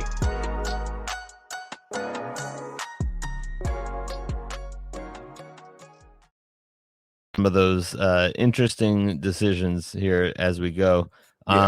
Yes. Should we just get right into it? What do you think? Yes, just as a disclaimer, we are not doing any of the preliminary stuff. No, we're going to just focus on the actual tournament matches to kind of discuss those and get those underway. But I do know that we also are going to be, so I know you guys are thinking, well, they're not Joel and Damon. That's okay. That's fine.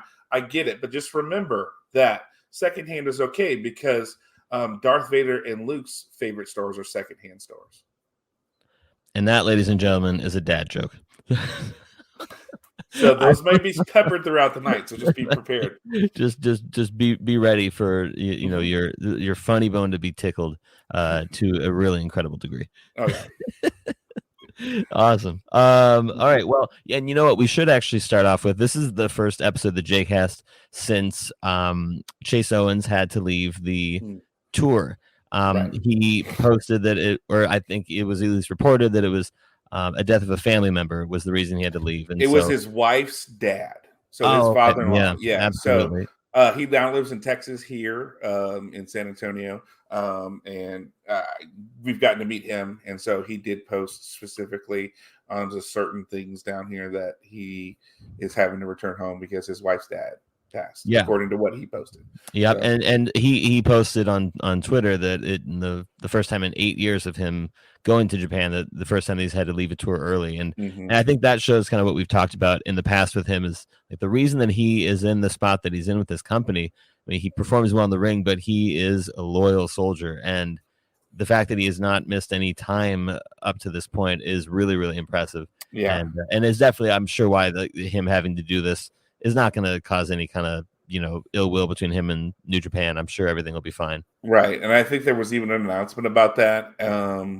It was either I want to say on the 3rd. I think there was something mentioned about that before. Again, I don't speak Japanese, but I heard something about Chase Owens at the show itself. Yeah. Oh, okay. Yeah, because it was like before one of the preliminary matches and stuff. It was either the 3rd or somebody, because I couldn't make it up, but I did hear Chase Owens, so I'm assuming they were announcing that he's not going to be on the card anymore because of the death of his father-in-law or something like that. And so what what that does then, so what basically him and Fale then don't, their tag team no longer competes, and every team that they would have faced, I assume, gets the 2 points, just like it was when Naito had to drop out of the tag league, probably, right? I had to drop out of the G1 2 G1s ago. And so, at first I think there was a little bit of hand wringing as far as like, oh, well, that's going to kind of mess up maybe some of the booking, or some of, maybe that final night won't be as suspenseful, because the final night they were supposed to face Aussie Open. Chase and Fale were supposed to face Aussie Open. But like, would anybody have really thought that Chase and Fale were going to beat Aussie Open on the final night anyways? No, so I think they kind of telegraphed anyways with the booking of that Aussie Open is going to just kind of, moonwalk into the final night to compete against whoever is, is second place or first place, I suppose. Right. So, so really it doesn't affect much. What it did do, if you really want, on the show that we watched, the first show we watched, Saturday, December 3rd, from, let's see, where was that? I've got it here. It was in Hyogo.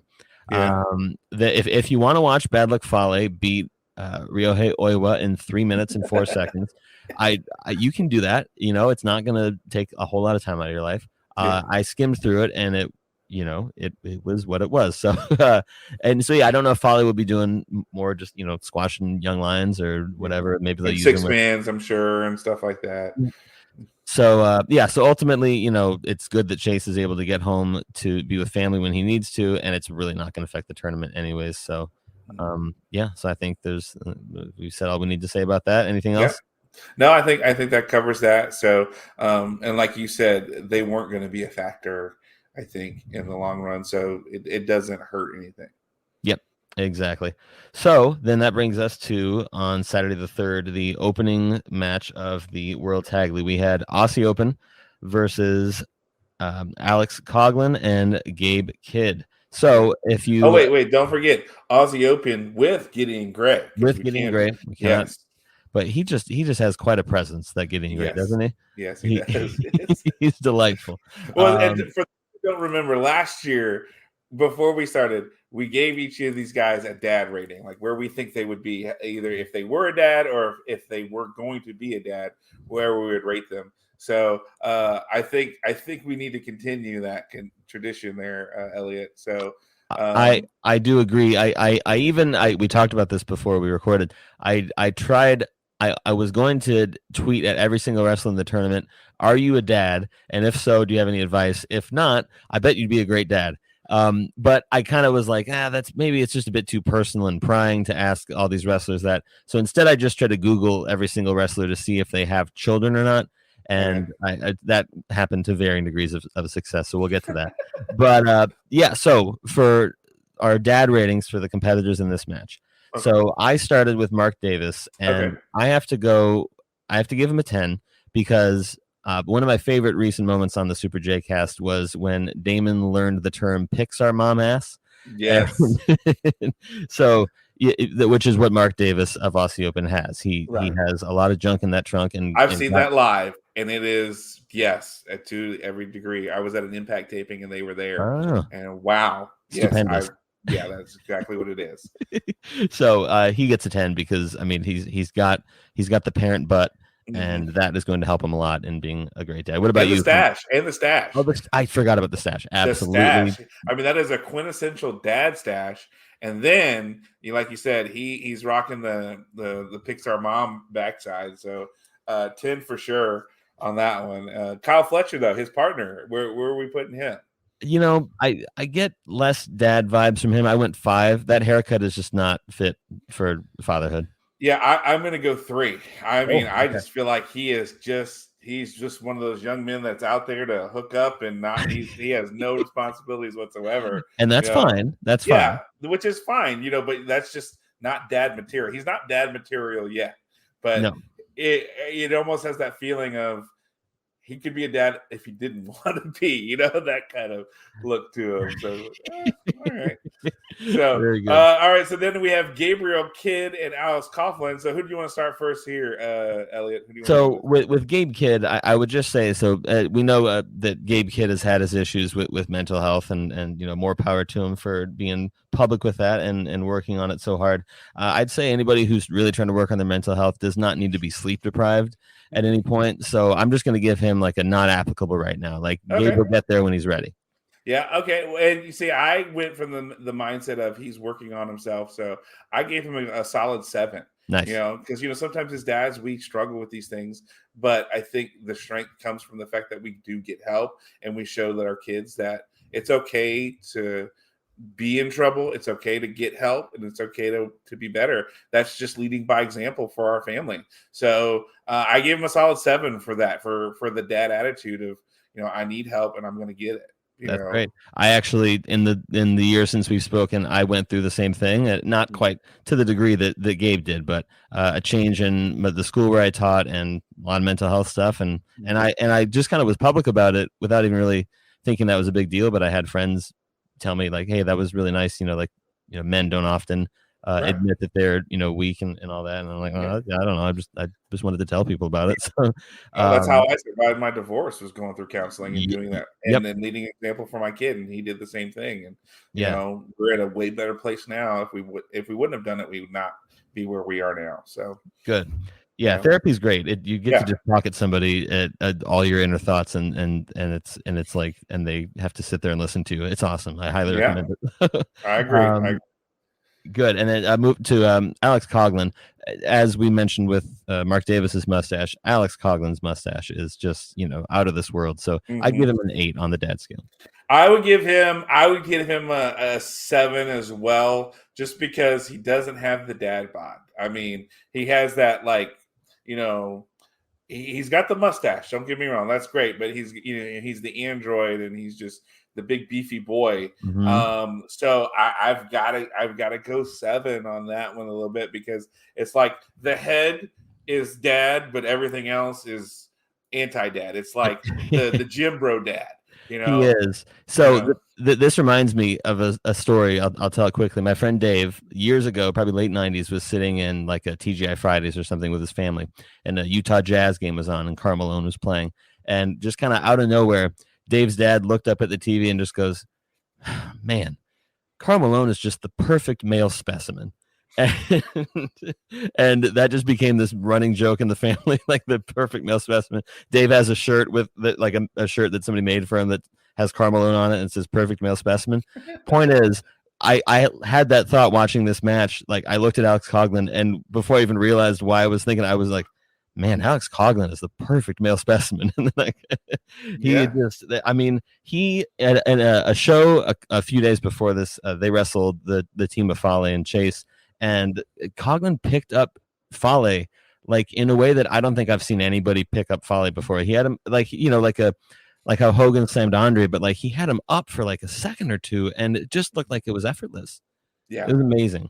No, he's a big, strong boy. As some of these, as if you go to wrestling shows, people will chant sometimes, and that is definitely the case. I mean, this going in, I think Aussie Open had 8 points, and Gabriel Kidd and Alex Coughlin had 0 going in. So let's be honest, Elliot. We knew that the streak was going to continue with these two. But if nothing else, though, they're showing that they can compete in this ring. 100%, and to the point where I really am like, man, they're at the 0 wins and 6 losses. Like, are they really going to make them go over for the whole tournament? Because I just think they're better than that. Well, technically Coughlin's coming off of his young lion gimmick, and Gabriel Kidd is still kind of considered a young lion. So, it's that idea that, Fletcher and Davis are a more established tag team. They've been doing it longer. I'm going to tell you this, having seen them live, having watched them wrestle in person, they're impressive. They really are.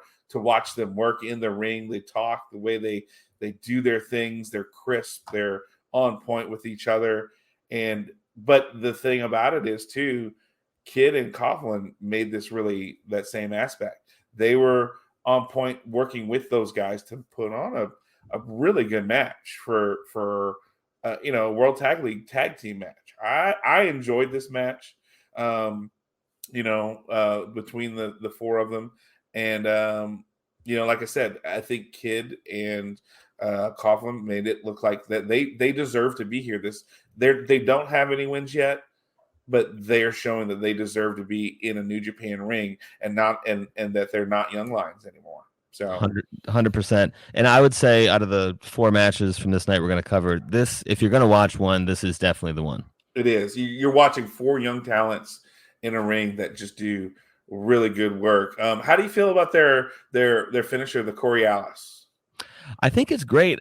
But it does feel like one of those tag finishes that you maybe can't do to everybody. Right. Because it really is a very, there's a thin margin of error with that thing. Right. So it really is. But it looks awesome when they it hit really it. does. So, it really does. Yeah, they're great, and they're, as we said, that they're likely, they're probably going to win this tournament because it seems most likely that they will want them to face FTR for it'd be the second time they've faced each other, right? They had just the one at Royal Quest, right? Correct. Yeah.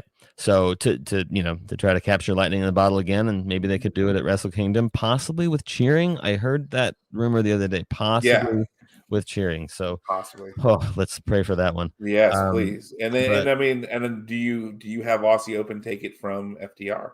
I think so. I think it's been long enough that and FTR has, I like FTR a lot. They just have not been champions of much consequence in the company. So I think it'd make the most sense to put the title on guys from the United Empire and let that faction keep rolling. Yeah, I agree. All right. I guess next match, we have the next match. We have Bishamon, Hiroki Goto, and Yoshihashi versus the Great Okan and Aaron Hanare of the United Empire. Both these teams have 6 points coming into this match.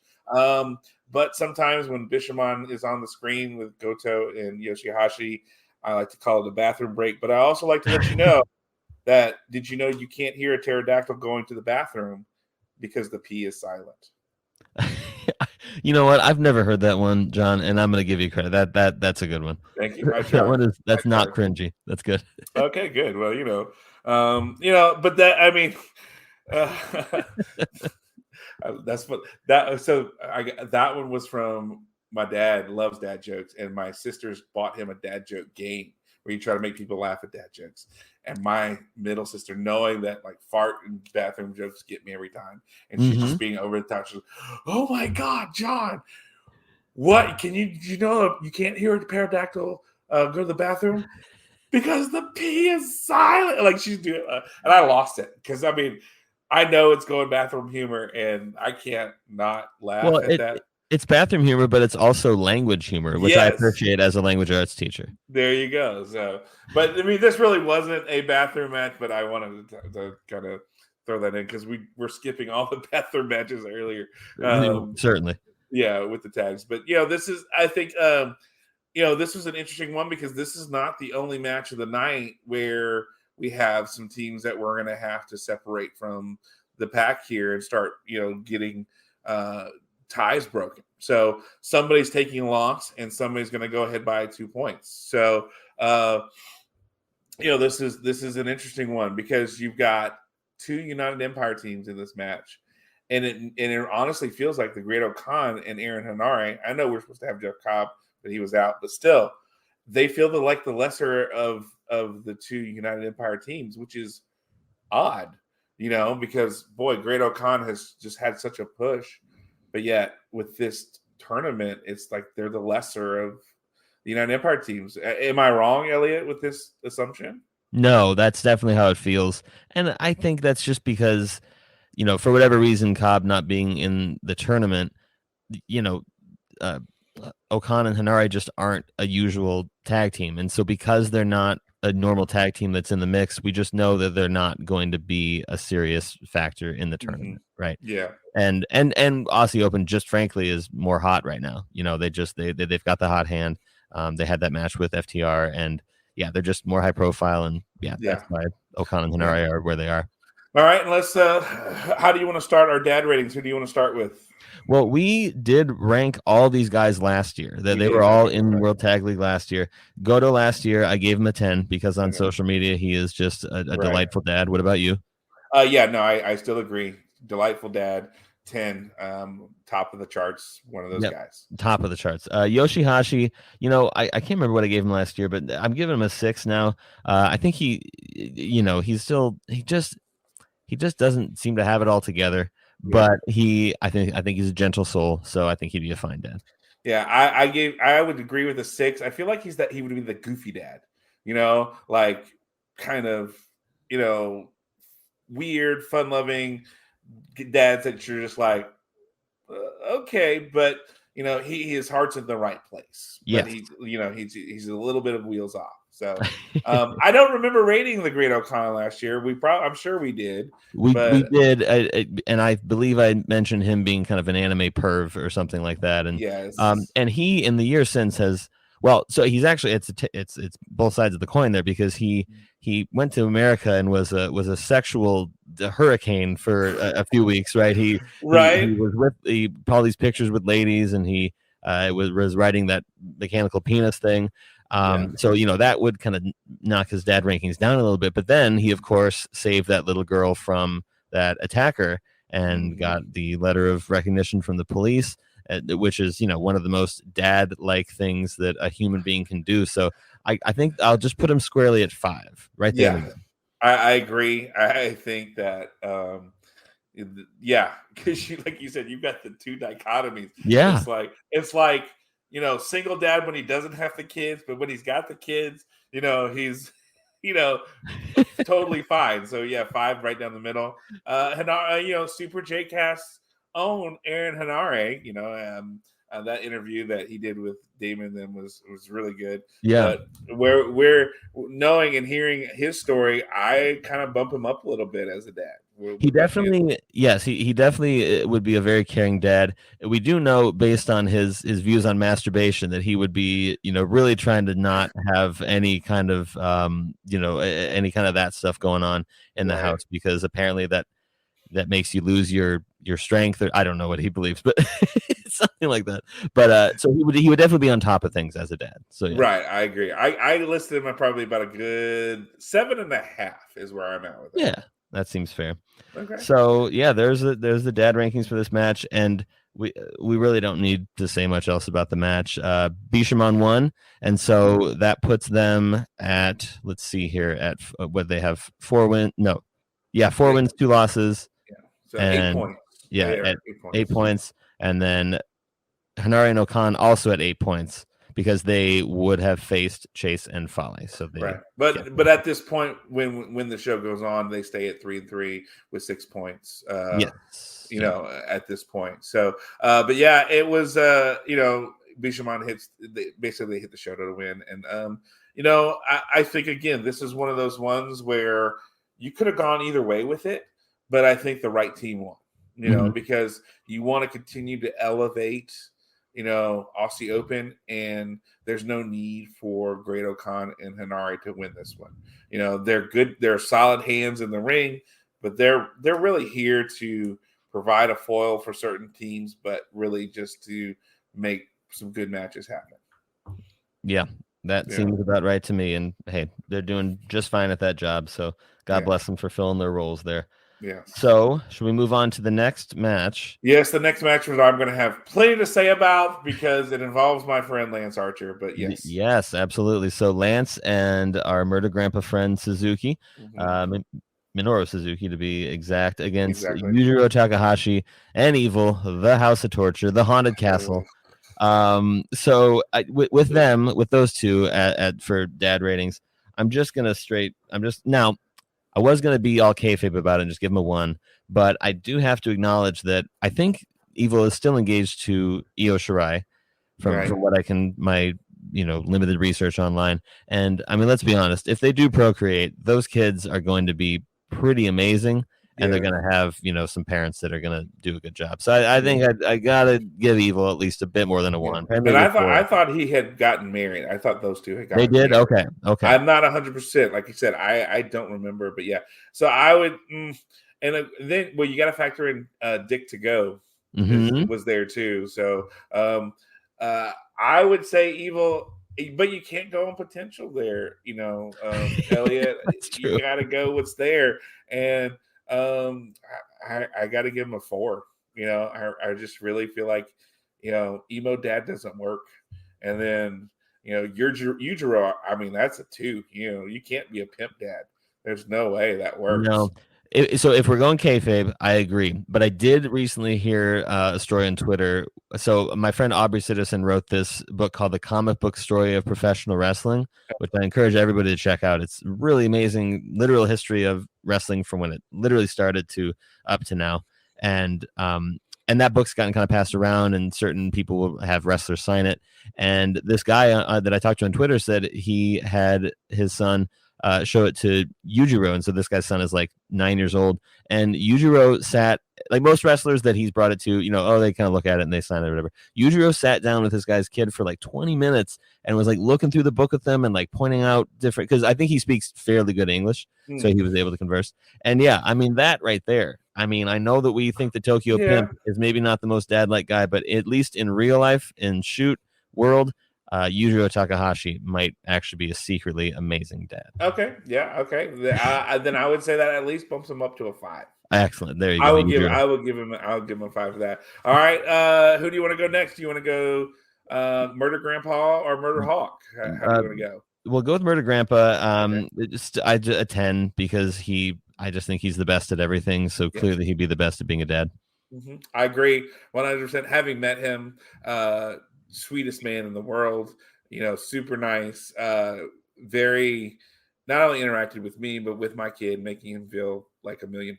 Awesome. So I gotta go 10 with him. And then, I mean, if we're keeping it kayfabe, I've got to go 10 with Lance, because Lance he goes out of his way when we're at shows to say hey to Jacob and me, and but especially to Jacob, and make him feel like $1 million and all that kind of stuff.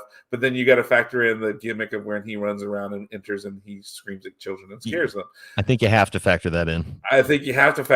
So I'm going to have to go down to probably a 7. I love Lance. He's a good dude, but I've got to go down to a 7 for scaring kids in the ring, which I find hilarious though at the same time. It makes me laugh and smile knowing how nice of a man this is in real life. But when he's in the wrestling ring and when there are kids involved and he's screaming and yelling at them and scaring them, it just makes me laugh. So, so I've got to go a 7 to knock him down just because of that. So awesome. Right. As far as the match goes, so we now get the opportunity to talk about House of Torture in a world where the crowd can make noise with their mouths and react to them in that way, right? And so that does make a big difference, because I think the reason why House of Torture was so hated for so long was because, by design, in the era that they were in, Dick Togo would come in and start putting the garrote around somebody's neck, and then it was just dead silence in the arena. And for you watching at home, it was like, this is terrible, right? And and of course they were doing the best with what they had, but it always kind of made me wonder, like, why are they doing this specific thing when the crowd can't make noise with their mouths and boo them? Because if you can't boo, you're not going to clap, and that's it, right? And so now that they can actually properly boo them, it does feel good to hear that, because for 2 years we were sitting at home ourselves going boo when that would be happening. You suck. Right? Get off the screen. This is the worst. So that I at least enjoy. That does add, I think, now an extra element to their matches and makes it a little more worthwhile when they do the stupid stuff they do. Mm-hmm. Yeah, but okay, so this match going in, Archer and Suzuki had 6 points. Evil and Yujiro had 0 going in. That's right. And I mean, I'm like, okay, which, I mean, I understand that. Evil and Yujiro kind of threw together. You take Dick to Go thrown on there. And I know it's Dick Togo, but it's fun to say Dick to Go. Definitely. And I mean, this is Minoru Suzuki and Lance Archer, which they won this in 2011. And I mean, and you set them up so far, looking like that they could make a run here.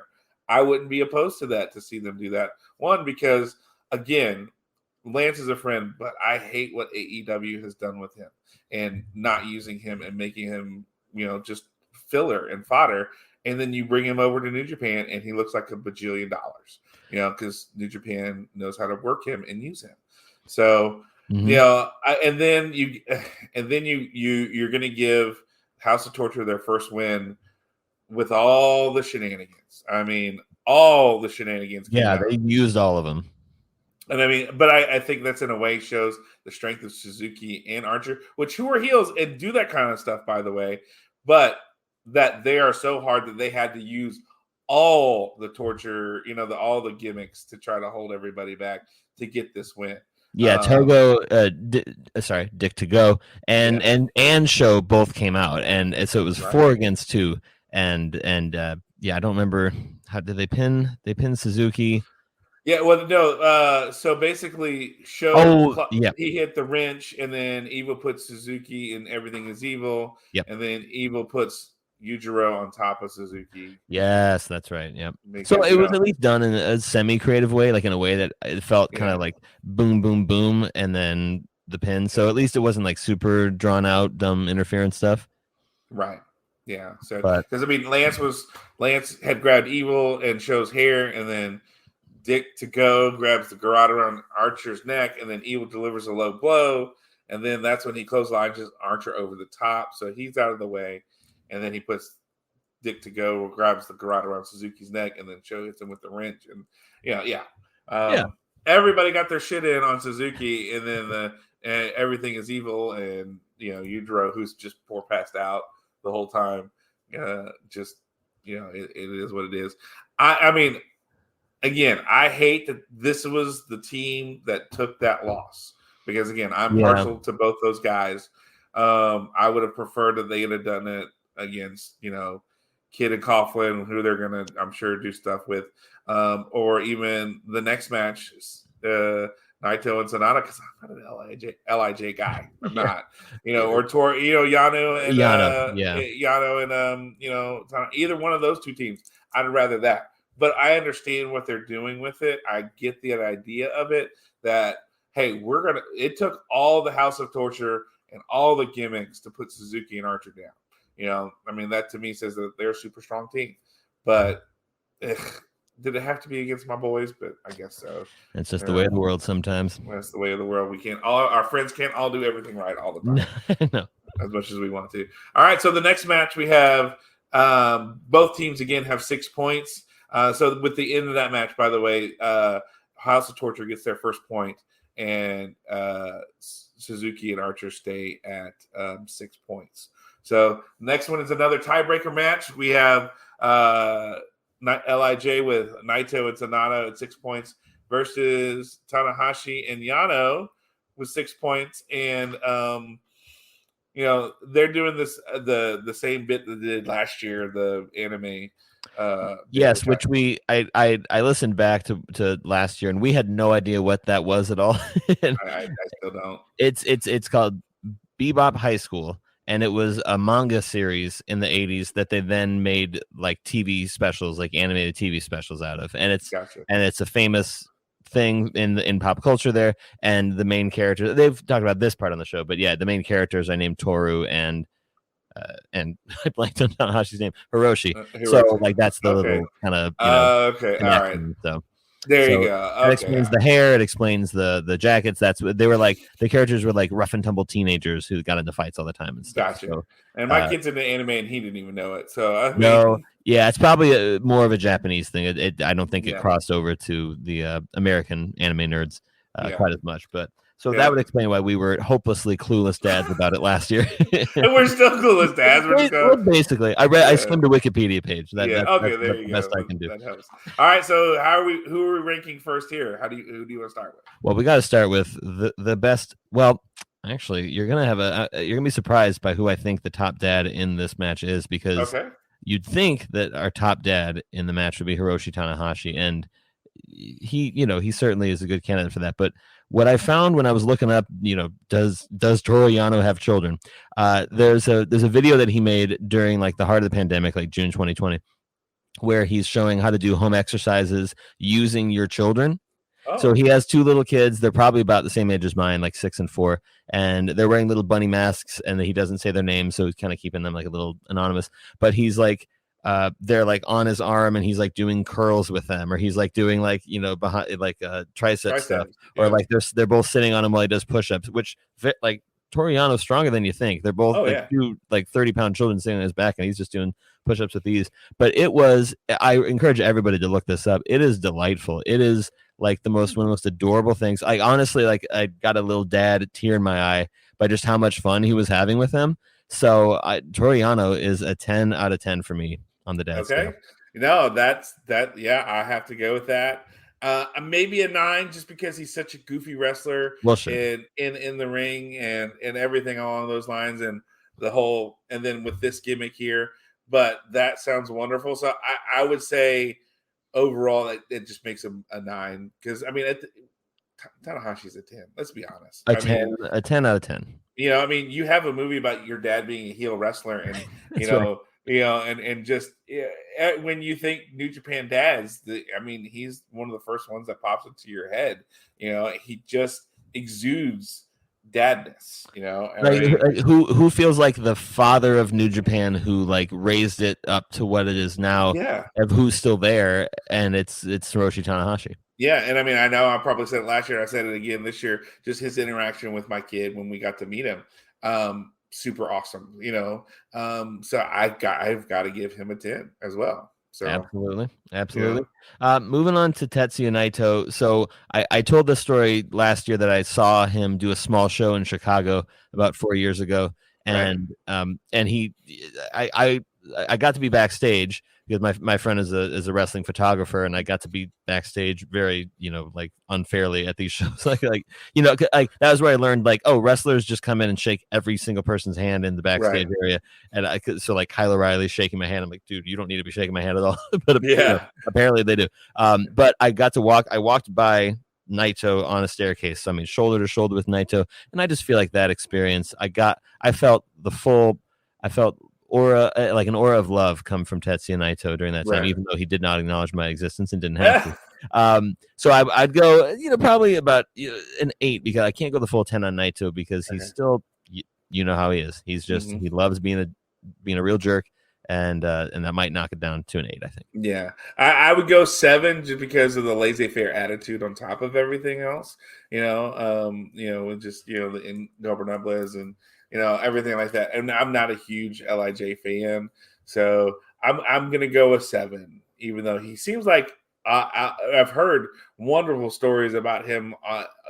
Outside the ring, of super nice man. If you're driving him, he was just very polite and kind. And I've heard lots of fun, great stories about him from people outside the ring. And you mentioned that because like for WrestleMania weekend, I'm friends with a couple of wrestlers who came down from Pittsburgh, and they were doing their weekend wrestling their shows and helping them get around and feeding them, and stayed at my place.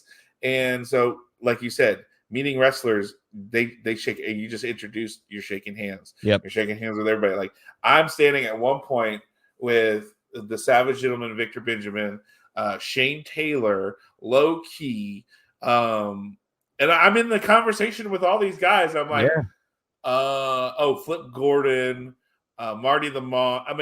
We're all Marty the Moth. Well, just having all this conversation, and they're asking me questions, and I'm not a wrestler at all, and I'm just there. But apparently, because I dressed nicely, because Savage Gentleman, that's his gimmick, is he dresses nice, but he's also a savage. So I'm looking dapper in my stuff to wear, and so people are just hey, so what do you think about this? And, how do you, what did you think about this story? I was like, oh, yeah, I saw that match. I'm not trying to blow anything for my friends. So I'm just like, okay, cool. That everybody's just talking to me like. Yeah. People are, it's surprisingly open back there. Yeah. It's really kind of fun and interesting, to say the least. But I guess we had to do Sonata. I guess the we black have hole of emotion. Well, yeah. What do you think? Where are you at with Sonata? God, like one, I don't like him as a wrestler. There's just I could call him the black hole of emotion. Yeah. And I feel like and then two, this beard that he's rocking with his No. hair, it's not good at all. I I've think got to go like a 3. I was gonna say 3 because if you can't even take care of your own face, then you just are not gonna be able to take care of children. Yeah. I'm sorry. Yeah, no, I mean, you and I both have very nice, taken care of facial hair. He looks like he's rolled out of bed in the morning many a time and just showed up to the ring and ready to wrestle. Like, come on, man, you got to do some work on that. Make it look nice. So, all right, well, what are we going to talk about? This is a tiebreaker match. So, what do you think, Elliot? Well, I'm there. There wasn't a whole lot to report from it, really. Do you have anything to kind of report from it? No, I mean, it was you. Everybody got their stuff. Like, that's the one thing I'm noticing. Everybody's getting their stuff in. We had tranquilo poses. We had paradise locks. We had, which, by the way, can the paradise lock go away? Like, I don't no, it can't. It apparently can't. I would really like for it to go away, though. It would be nice, But I mean, the one thing I do have to say I appreciate when Naito and Tanahashi are in the ring together, it's such good stuff. Yeah, that was what I felt too. It was just like, yeah, you remember the great series of matches they had back in 2017, and just how every time those guys get in the ring, they just have really, really good chemistry, and so it was nice to see that. Yeah. I felt like Yano actually did kind of make me laugh like a couple times, like when he baited Sonata into doing like this little like crouch down like face off thing with him, and then as soon as Sonata crouched down, he just pushed him over. And then Yano tried to put the Paradise Lock on him, which I don't know if I've seen him try to do that before. He probably has. He has. Okay, well, it was the first time I felt like I'd seen that, and it amused me. So yeah, I at least got a little chuckle out of Yano's antics, but. In the end, Naito and Sonata won because who else did you think was going to take the fall in this match? It's Toru Yano all day. Yeah, and he's set up to be the pin eater for this, and so so we at the end of the day we know that Naito and Sonata get the win, so they go up to 8 points, whereas Tanahashi and Yano stay at 6. Of these World Tag League matches, which do you feel was the match of the night for you, Elliot? I think, like I said, going back to the match between Coughlin and Kidd and Aussie Open, that was easily the best. Yeah, I agree. Everything else just felt a little bit less than. There was just something missing from everything for me anyway. It felt like every other match was trying to get your stuff in. Everybody got to do their thing, whereas the Aussie Open Coughlin Kidd match felt like they were in a fight, and again, I'm not a big House of Torture guy, and so that didn't make sense because Suzuki and Archer are also heels, and they know the stuff that those guys do, so they shouldn't have been caught off guard by it, but they were. It's just like. All right, fine. It was a night. Now, you know what I remembered before we move on? The one tag team in the tag league that we didn't talk about was the team that didn't have a tag league match on this night, which was TMDK. They faced 2 young lions, I think. So, okay, hysterical Shane Haste, right? Shane Haste, right? Okay, and Mad Mikey Nichols. And I totally forgot to even think about them as dads. Let's go 7 for both of them. I'm good. That's fine. Nice, gentle Australian men. So yes, and TMDK. I think that was they wrestled young lions because they were supposed to face Fale and Chase. I think. Yep, that's right. And so they just instead of getting a night off. They wrestled young lions, and they automatically took the 2 points for that. And so they right now at the end of the first night of December 3rd, your World Tag League standings are as this: Aussie Open is at 5-1, TMDK are at 5-1. So there's a tie up there between 2 Australian teams. At the top of the board right now. Interesting. Naito and Sonata, LIJ is at 4-2. Bishamon is at 4-2. Suzuki Goon is at 3-3. Tanahashi and Yano are at 3-3. Great. The United Empire Team 2 is at 3-3. We know about Fale and Chase Owens, and they're not going to go any further. It's going to be 2 and whatever by the time they're finished. Evil and Yujiro at 1-5, and Kid and Coughlin at 0-6. So that's where we stand as of December 3rd right now. But that takes us to December 4th, which is a junior tag league night. So a super junior tag league. Come on, put that super on. With super junior tag league. I'm apologizing for that. So again, this is one of those nights where you're getting a change of pace. It's something different. And even in the multi-man tag matches, it's interesting to see, because you're going from juniors being in the multi-tag match from the night before to now the big guys. You have a 6-man tag that has Suzuki, Archer, and El Desperado versus Naito, Shingo, and Hiromu. Which is like, okay, all right, that's not something you normally see as a pre-game match. So yeah, that's an interesting one. I did enjoy that. But yeah, I didn't watch much of that of the Intercontinental. Did you? No, I didn't either. It was just, anytime there's a match with Lance, I'm going to watch it because I support my friends and what they do. But it's really more. That's more of what it was. Hey, there's Lance. Cool. All right, let me know when he's back, kind of thing sometimes.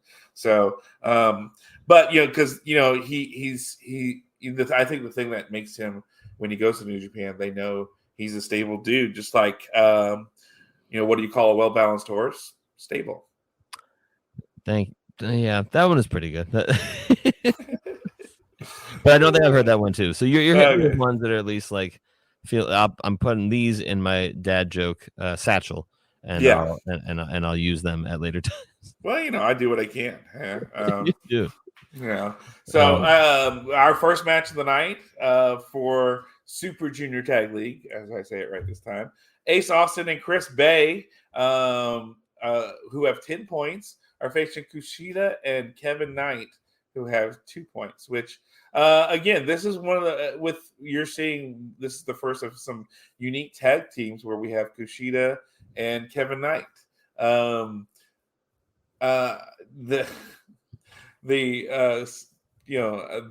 podcast before on the Super J Cast, the Canadian couple, they were great. Yeah. They're trying to come up with a name for Kushida and Kevin Knight. We can't call them KKK. No, can't do that. You can't do that. That was funny though. I appreciate that. That was a good one. But Kevin Knight has, I feel he's been pretty impressive. In this, and pairing him with Kushida has been interesting to say the least. Not a pairing that I expected, but I've been kind of enjoying. And then Ace Austin and Chris Bay, I've gotten to see them live together. They're a lot of fun, man. Ultimate finesse, as they call it. It's just, they're good stuff. I really enjoy watching them get after it. And I like that they have the Bullet Club, backdrop behind them, but they could be great without that either. And the Bullet, that's the thing, they stand so alone that they don't need the Bullet Club thing to be that good, but it just kind of gives them that extra. It's like a swagger in their step that they have because they're affiliated with Bullet Club. But I agree, they just have that swagger as it is. So yeah, I think they're fantastic. I've only seen Ace Austin live. He's come to Des Moines a few times, and he's just impeccable in the ring. They were at an Impact tape. I got to go to an Impact taping, and they were there wrestling together. So that's how I got to see them. So good deal. Yeah. So this match, I'm gonna say this about most of the matches on the night are fairly worth your time. I would say this one really is. Yeah. Kevin Knight is just incredibly impressive, and so how do we feel? Joel on the Twitter the other day said the sky's the limit for Kevin Knight. He could be a future junior ace. What do you say about that? I agree with him. I mean, he has been impressive. He's been buried a lot, I think with Strong and then being on in six mans, and it feels like that. I feel like this has been the Kevin Knight come out party, for this thing for him with pairing with Kushida. Because and here's the other thing: you've got Kushida, who's I'm sure just walking him along the way. We didn't do dad ratings for these guys, but I feel like Junior Tag League, a lot of these guys aren't anywhere near sniffing being dads. Well, and that's true. I think for everybody in this match, except for Kushida, who I would give a 10 on the dad scale because he had to endure the worst case of hand, foot, and mouth disease that a human being has ever apparently had, because it knocked him out of wrestling for like a month or two, right? True. So, yeah. Just for having to go through that. And for also making sure that the younger generation knows about Back to the Future. That's true. That is a very dad-like thing. I never thought of it that way. Thank you for illuminating that part of it. Well, hey, radio, TV, movie production guy over here, so go for it. I love it.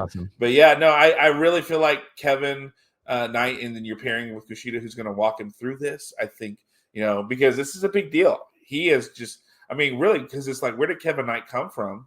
And then all of a sudden, he's in the world. He's in a Super Junior Tag League. But you've got Kushida, who's basically walking him through how to handle this. You'd have to think, there's a lot of guidance going on. Yeah, and Ace Austin and Chris Bay, they've been over before, so this is not their first rodeo. Well, I think Chris Bay, this is his first time in Japan, New Japan competition. I think. Is it? Okay, but I know he's been in Japan before. Sure, but I think his first time on New Japan shows proper. Okay. So, and he's taken the ball and just running with it. He's great. And one Ace Austin too.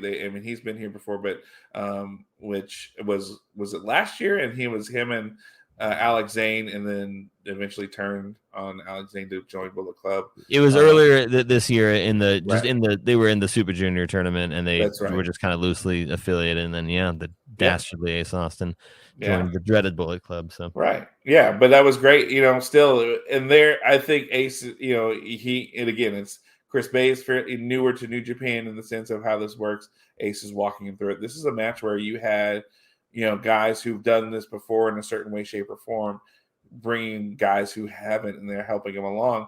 But all four of these guys looked really good in this ring. They each brought something unique and different to it. And I just really enjoyed this match. It was a ton of fun. There was no standout moment for me per se, because everybody just seemed to be real crisp and on what they were doing. So definitely, the finishing stretch that I think is worth at least watching that. And so definitely watch that one for sure, everybody. Moving on to the next match, we had the team of Wild Hips. Man, I love getting to say that. Wild Hips, Clark Connors and Ryusuke Taguchi against the Flying Tigers, right? Right. Robbie Eagles and Tiger Mask. Right. So as far as dad ratings, I don't think Clark is quite there yet. Robbie, I don't believe has any kids. But as we know from his interview on the JCast, is just an absolute sweetheart. Yes. And will be great if he ever. I think he'd be a good dad. Absolutely. Tiger Mask has to be a dad because he's very old. And where would we rate Tiger Mask? I think we rated him last year because he was teaming with Nagata last year. Right. Yeah. They were the daddiest of dads team last year. I feel like this year I'm going to go Tiger Mask. He's not angry Tiger Mask, so I'm going to bump him up a little bit. Because sometimes he wrestles as angry old man Tiger. Mask, and that kind of would knock you down. I feel like this year, having paired with Robbie Eagles, and it seems like they enjoy working together, and it's almost kind of like a father-son kind of aspect. So I'm going to give him a solid 8 for this, because it feels like he's enjoying what he's doing, working with Robbie, being kind of the mentor and dad, and helping him along the way. Even though Robbie's done this before, but still, and they've been tag champs before. It just feels like it's a good thing for him right now. So I'm giving him an 8. For sure. Yep, I would agree with that 8. And then Ryusuke Taguchi, I think he's got to be about an 8, because he would be the dad who would, like, when the kid had the friends over, he would just like waltz in like dressed ridiculously, or like just would do stuff to purposely embarrass the kid, and the kid Right. would resent it at the time, but years later would come to realize that it was really funny and really appreciate those antics. Right, and I agree one wholeheartedly. I mean, I'm maybe that dad per se, and again, like we. So again, to throw back when New Japan Strong was taping, he was part of a multi-man tag match here, and that was the only match he did for the night. But he came out with all these young lions and everybody, local talent, younger local talent, and he came out, and man, we started cheering for him, and you'd have thought we were his best friends. All of a sudden, he pointed at like my son, and Nice. super cool. So yeah, I've got to give him a solid 8 for that as well. And just but also you got to take into consideration some of the stuff that he posts, like the videos and things that he does. They're just fun and almost like dad teachy in a way. When I love it when he wears the suits and tries to do the interviews or different things. Those are hilarious. I don't think I've seen much of that. Oh, there's some that he's done like that are super hilarious. Cool. Yeah. So he wins. He does that. So Wild Hips have 4 points going in, and then Flying Tigers have 4 points going in. So again, this is another tiebreaker match that we're going to see here on this one. How'd you feel about this match, Elliot? Well, I more than other people, I still am amused by Taguchi on a fairly regular basis. I think there are some people who just don't have time for him, and I guess I can understand that. But I enjoy the stuff that him and Clark are doing with like the beer, and then the part that killed me in this match was there's a part where Taguchi thinks he's ramming his butt into either Robbie or Tiger Mask's face, but behind his back they reversed it, and so he's ramming his butt into Clark's face, and he's ramming it and ramming it, and then he turns around and he realizes what he's done, and he came down to Clark like he had, like his best friend had just died, like in a buddy cop movie. Right? Like, no, don't leave me. And it was great, and this match had a good amount of that stuff because it was Taguchi and because Clark is kind of going along with that for this tournament. Right. And if one match a night is going to have some goofy comedy in it, I have a little more of an appetite for that than I think other New Japan fans who take things just like we love Damon, but Damon Damon doesn't want all that much comedy in it. I can take some comedy, and I thought the comedy in this match was really funny, and it rolled into the finish of the match, which was Taguchi pinning and by pulling his pants down, revealing the red, I don't know, underwear, I guess. I'm not quite sure whatever that's supposed to be, but Clark just before that had pulled down his trunks and revealed that he also was wearing the red underwear. And I don't know if that's happened in the tournament up to this point because I may not have been watching everything up to this point, but that I got a huge kick out of it. And but yeah, he rolled up, I believe, Tiger Mask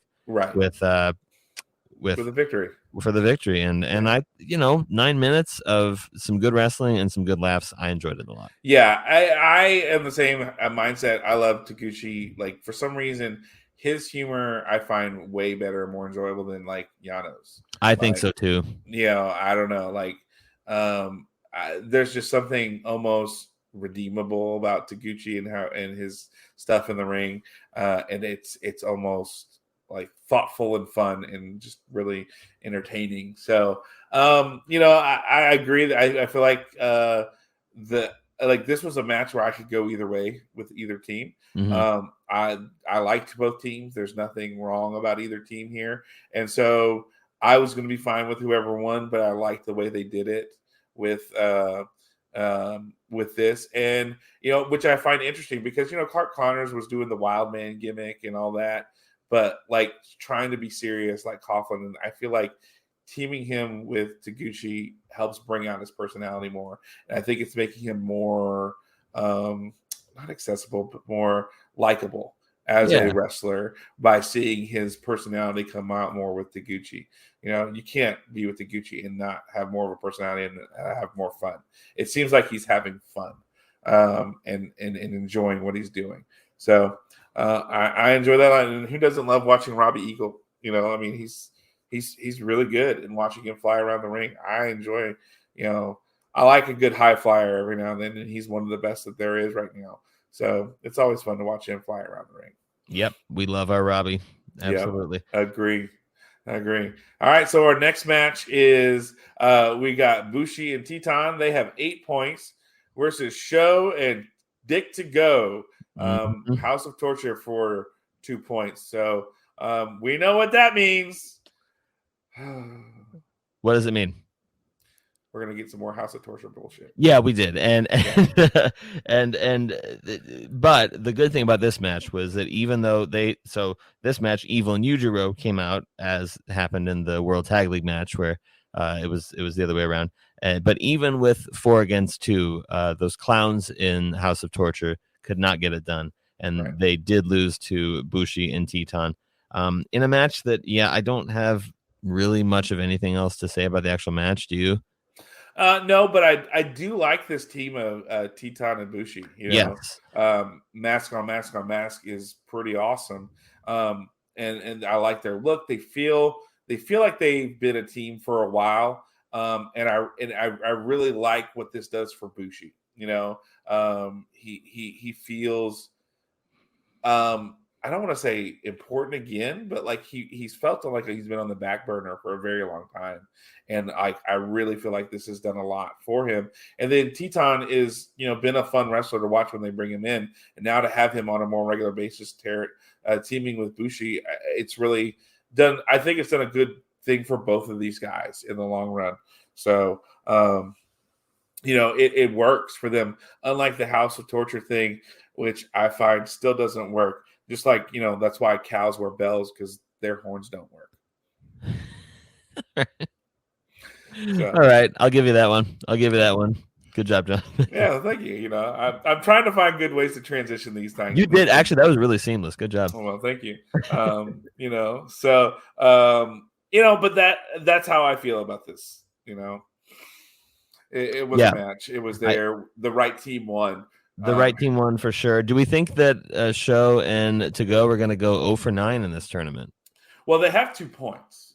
They did. Oh, I missed that. Okay, well, never mind. Bushi and Teton were 8. I don't know of any team that has 0 points right now. No, it would. They were the last team that had gone. They went at least a few matches without winning anything, but apparently they did. I'm sorry, everybody. I missed that. No, it's okay. It's fine. It's fine. So I could see. I have a feeling it's based off of what we've seen so far. Kushida and Knight or this team are going to be running for the race for the bottom. I'm gonna say that right now. Yeah. Well, let's hope that Show and To Go are at the bottom. I agree. If I have to give them dad ratings, I'm going to keep it kayfabe 1 out of 10. Yeah. And Teton and Bushi, I couldn't figure out if they have kids or not. Yeah. Fives. Yeah, sounds good. 5s. I don't know. 5. Don't know. Dick To Go is definitely a 1, and Show's a 1. So I agree on that. And I mean, Dick To Go was involved with Choppy PP. So that's definitely that's true. Boy, I always forget that about him. My goodness. Yeah. So so there's that. So let's go on to the next match. With 8 points, Lio Rush and Yo versus Alex Zane and El Linderman at 10 points. So these are 2 really high up teams. 2 surprising teams, honestly. Again, Rush and Yo, surprising pairing that has worked really, really well. Oh yeah, I've enjoyed watching them. And then I like Alex Zane. I've seen him a lot in person. Super good dude.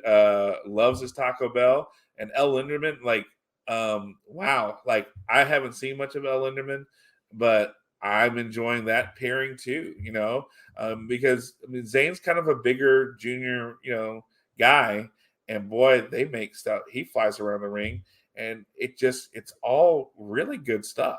That those pairings are really unique, I think. Yeah, Zane and Lindemann in particular really have a lot. They've worked really hard to have a lot of tandem offense and do a lot of cool moves together. So it's worth, at least if you haven't watched much from this tournament, it's worth seeing what they're doing because they've really put some time and effort into it. Exactly, and it's been a lot of fun. And then also with Rush and Yo, it feels like Rush is bringing the personality out of Yo that we've been wanting for a long time. Show's got his thing with House of Torture, but this really feels like a resurgence in the life of Yo. Honestly, it's and I'm going to be honest. This was a fun match. This was Very fun. a lot of fun. If you don't like flippy shit, I'm sorry, but this was a lot of fun. There's a lot of good stuff going on this one. And I found the ending very unique. That you ended. Boy, there's such some combinations. Hey, this is Lindemann hits the backdrop driver, super kick, German suplex, jackknife hold combination for a 2 count. Yo with the sunset flip for a 2 count. Yo connects with the 5-star clutch to pick up the victory. Like that, that's just the last 45 seconds. Yep. Exactly. That sounds insane. Just some of the stuff that happened in this match is incredible. Go watch it. The thing is, they did their flippy stuff, but it's all seemed to make sense. Was clean. I didn't find any real things that stood out to go, oh, that was a botch or anything like that. I know that was some talk about Zayn, earlier in the year with the junior tournament, but I mean, he would crisp up his stuff and make it real slick and sharp. So I thought this was a great match. I really enjoyed it and a lot of fun. I think, Rush and Yo get the pin. So they go up and they now tie Zayn and Lindemann at 10 points. But what about you, Elliot? What'd you think? What'd you think about this one? I enjoyed it. It's this one is worth going out of your way to watch. I mean, it's not super long. Again, about 12 minutes. You can handle this 12 minutes. It's going to treat you real good. And as far as the dad ratings go, the only person I could find that has kids in this match was Lio Rush, and he has 3 of them. So we got to give him, I think, at least about an 8 or a 9 because. Like I have said with my wife, I don't want more than 2 kids. I want to play man-to-man defense. I don't want to play zone. And poor Lio Rush is having to play zone. So, more power to him. Probably a very, very good dad. Yeah, I'm going to say 8. I'm going to give him an 8 on that. Like you said, he's got 3 kids. But he does have a lot of side hobbies and music producing and, making videos and all this stuff. So you can't knock the hustle of being a dad and that as well. But I imagine that sometimes that might pull away from his dad duties. So I'm going to give him an 8 on that one as well. So. I hope that he's finding time for his children. I'm sure he is. Leo, if you're listening, which you're definitely not, you're probably a great dad. Yeah. All right. Well, can we move on then to the last match of this night, which was the team of Yoshinobu Kanemaru and Doki against so it's TJP and Francesco Akira. So it's catch 2-2. Is that right? Catch 2-2. Has that been explained what that means? I know it's something with I'm not even going to try. Well, it's a catch 22 is a phrase where it's but it's a pun on something. The 2-2 part of it is some part of, maybe it's like the Japanese word. The word for 2 is like ni, and it's like, and again, boy, I could be totally wrong. You know what? We should just stop trying to guess. Yeah. Well, going into this, TJ and Francisco Akira, which I haven't seen. This is my first time getting to really watch him. I've seen TJ a lot, but I was impressed. They had 10 points going in, and they were with Gideon Grey. He was there tonight. And then you had Kanemaru and Doki they only had 2 points coming into this match. So they too were kind of more at the bottom of the barrel with Suzuki-gun.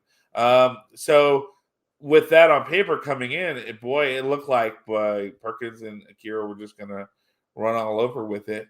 But, this was, again, solid match. I really feel like Doki has really done a good job of just proving that he belongs in a New Japan ring. And the pairing with Kanemaru is interesting to say the least, because we're just so used to seeing Kanemaru and Desperado together that this was an interesting change of pace for Kanemaru and having both of them in that ring together. And I think this match paid off at the end, with an interesting decision on how they were going to do it. So I don't want to spoil it. What do you think, Elliot? How do you think this match went? I think it was two teams trying to outsmart each other and to out athlete each other, because Akira, I really love watching him. He moves amazingly well and is just so excited to be there, and in every movement you can see that. And Doki, I mean, again, really sneaky underrated. I know we always say that, so it's almost like he's not underrated, but he just shows up in every single spot. And I think sometimes when a wrestler knows they're going to be winning, I think that does add just this little bit of pep in their step sometimes to really turn it on and to make that win then ultimately feel really worth it. And I think he did that. And especially, so he finished he finished off, I think he pinned Akira with this like weird flipping kind of German suplex thing that I don't think I've ever seen him do. Have you seen that before? Well, I don't recall it, but apparently it does have a name. It's called the Suplex de la Luna. So the Suplex of the Moon. So it is a named finisher that he did on Akira, but I don't recall seeing it before. But then again, Doki's not on these matches. Where I don't see a lot of matches where I get to see him or to see him do a finish. A lot of times he's the pin eater. And so to see him do something like that and pick up the victory, I thought that says a lot about him, that they're giving him the win over. I mean, this is one of the teams that was at the top of the barrel. And they are the current Super Junior Tag Champs. Right. And so are they setting up something for later? Yes. Yeah. I think you got to think they're setting something up.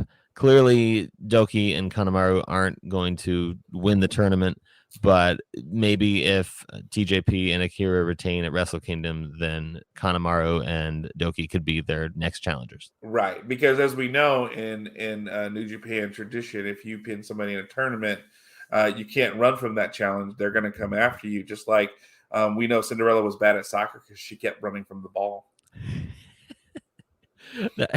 Okay, another one that I never heard, and again, seamless transition. John is on fire with this. I hope everybody acknowledges this. Well, we do. I might do this every now and then on occasion, but maybe. But that ends our night for this night, and so our standings at the end of this night on the 4th, which for us was early this morning, but so I'm sure New Japan is going to be doing something on the 5th later, that after we're well in bed. But as of now, the standings are this, as of the 4th right now. Ace Austin and Chris Bay are at 6-1. Leo Rush and Yo are at 5-2. TJ Perkins and Akira are at 5-2. Zane and Lindemann are at 5-2. Bushi and Teton are at 5-2. Boy, we got a lot of teams. That's 4 teams at 5-2. That's a lot. Taguchi and Connors are at 3-4. Robbie Eagles and Tiger Mask are at 2-5.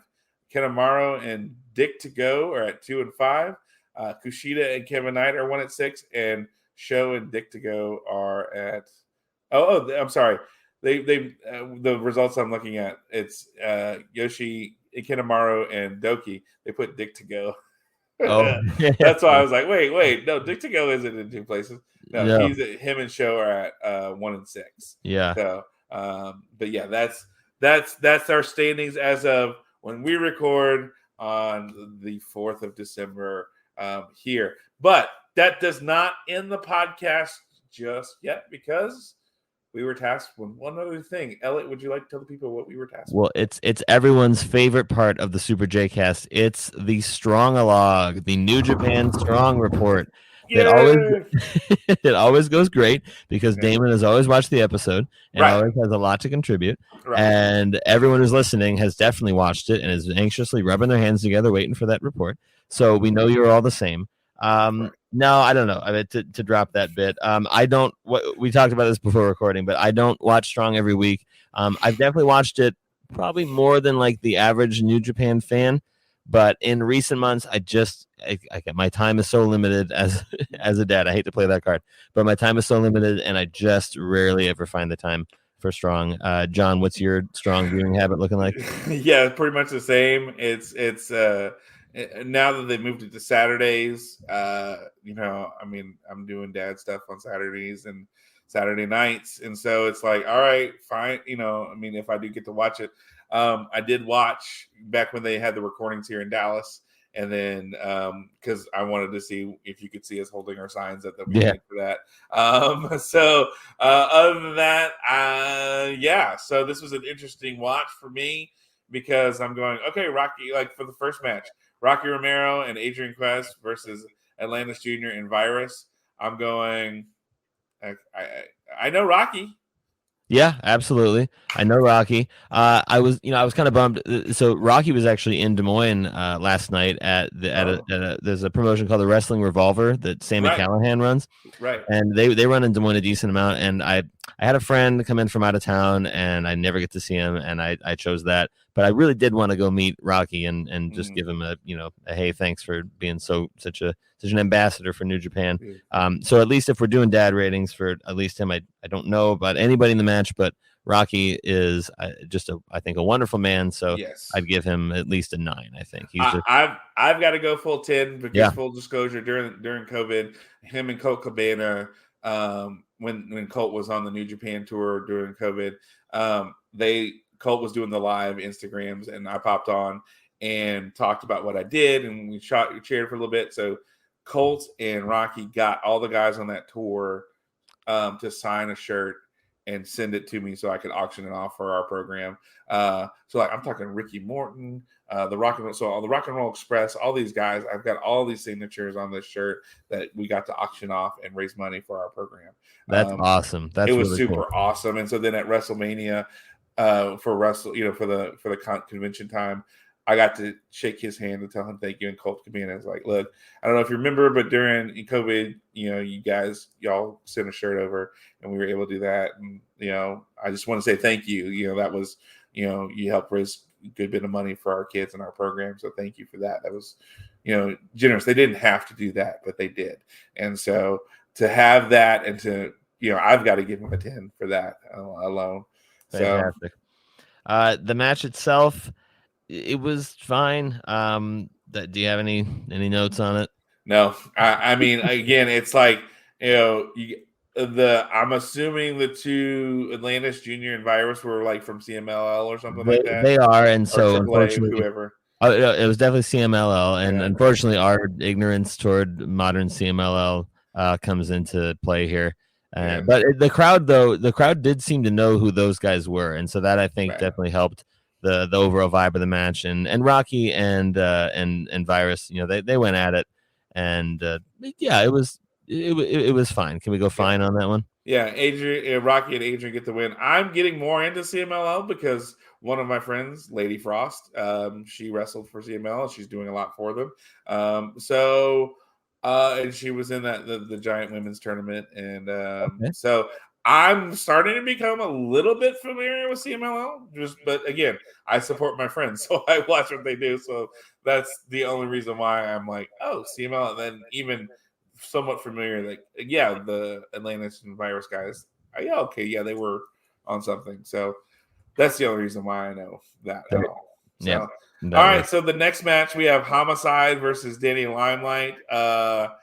I've seen Danny Limelight wrestle. I'm a little bit more familiar with these two, but dad ratings, Homicide. Well, I looked on Wikipedia. It says he got married when he was 17, and then he has 2 kids. Now, I don't want to assume, but it's possible that he maybe had those kids kind of young. And young dads, that's a tough go. So I give him all the props for doing that. So even though his name is Homicide, I'd probably go at least I'd go about a 7 or an 8. Yeah. I'm gonna go with the 7. I mean, the Homicide name kind of makes it a little bit harder. But hey, if you were married young and you had your kids young, but you stayed there and you've been a dad that whole time, my hat's off to you. Some guys don't stick around when they're that young and have kids that early. But if he did and he has those kids, awesome. More power to him. Tip of the hat to you, sir. So I got to go 7 as well. There you go. And Danny Limelight, I don't know much about him. Probably doesn't have kids yet. He hangs out with the filthy degenerates of Team Filthy. So, that says what it says about him. Match was fine. Not a whole lot to report. Homicide won, which I was kind of surprised by. The older guy going over the younger guy. Right. But the main story with this match was that after the match, we saw the debut, the New Japan Strong debut of Bobby Fish. What's our opinion on Bobby Fish, John? I mean, it's Bobby Fish. You know what I mean? I feel like, there's the rumors that he was in AEW. Supposedly, he was the leak to WWE to try to get people back, and so then he got kicked out of AEW, and then did not get signed by WWE. Right. So there's that story going around, and so it feels like at this point, he's here, and it's like, he feels like the guy that's looking for a job, because he popped up on Impact for a little bit. Now he's here. It's just like, hey guys, don't forget about me. Don't forget about old Bobby. Yeah, I'm over here. Don't forget about me. And that and then of course he made the connection that he's now working with Team Filthy because he was there for his friend Filthy Tom Lawler. So it's like, okay, so real life MMA guy had to bring in a guy who fake does MMA but had a boxing match or something that he won. Yeah. But it's like, okay, great. Yeah. We'll see where it goes. But he called out Tom Lawler, right? That was the thing? No, he was doing the bidding for his friend, Filthy Tom Lawler. Well, that shows you how much I was listening while my kids were playing around me and I was trying to watch this match. So there you go. Another dad moment. Yeah. All right. Well, should we go to the last match then? Yes, let's do that. But we did have Motor City Machine Guns are looking forward to their upcoming title defense against the Stray Dog Army, which includes, shout out to my friend Barrett Brown. He is a part of that match. I know he went and filmed and he did it. I don't know who won because Barrett is very good like that and he doesn't tell and break that kind of stuff. But I do know the match has happened. I do know it is in the can to be shown.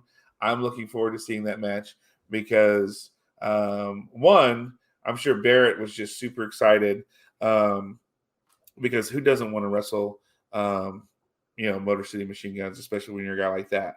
And two, the possibility of my friend having New Japan Strong Tag titles. That's pretty exciting. That's pretty cool. A guy I know lives in small town Texas, right here, right outside the DFW Metroplex area, and then he's got one of the major companies' tag title belts that he's going to have on him. So, it's exciting to see that. So there was that moment that we did see before coming into this last match. So good, yeah. I'd forgotten you had that connection to him. That's cool. Yeah. So, but we come into this last match, the third match of the night. Hard Body Juice Robinson versus Blake Christian. Again, I know Juice. I've met Juice.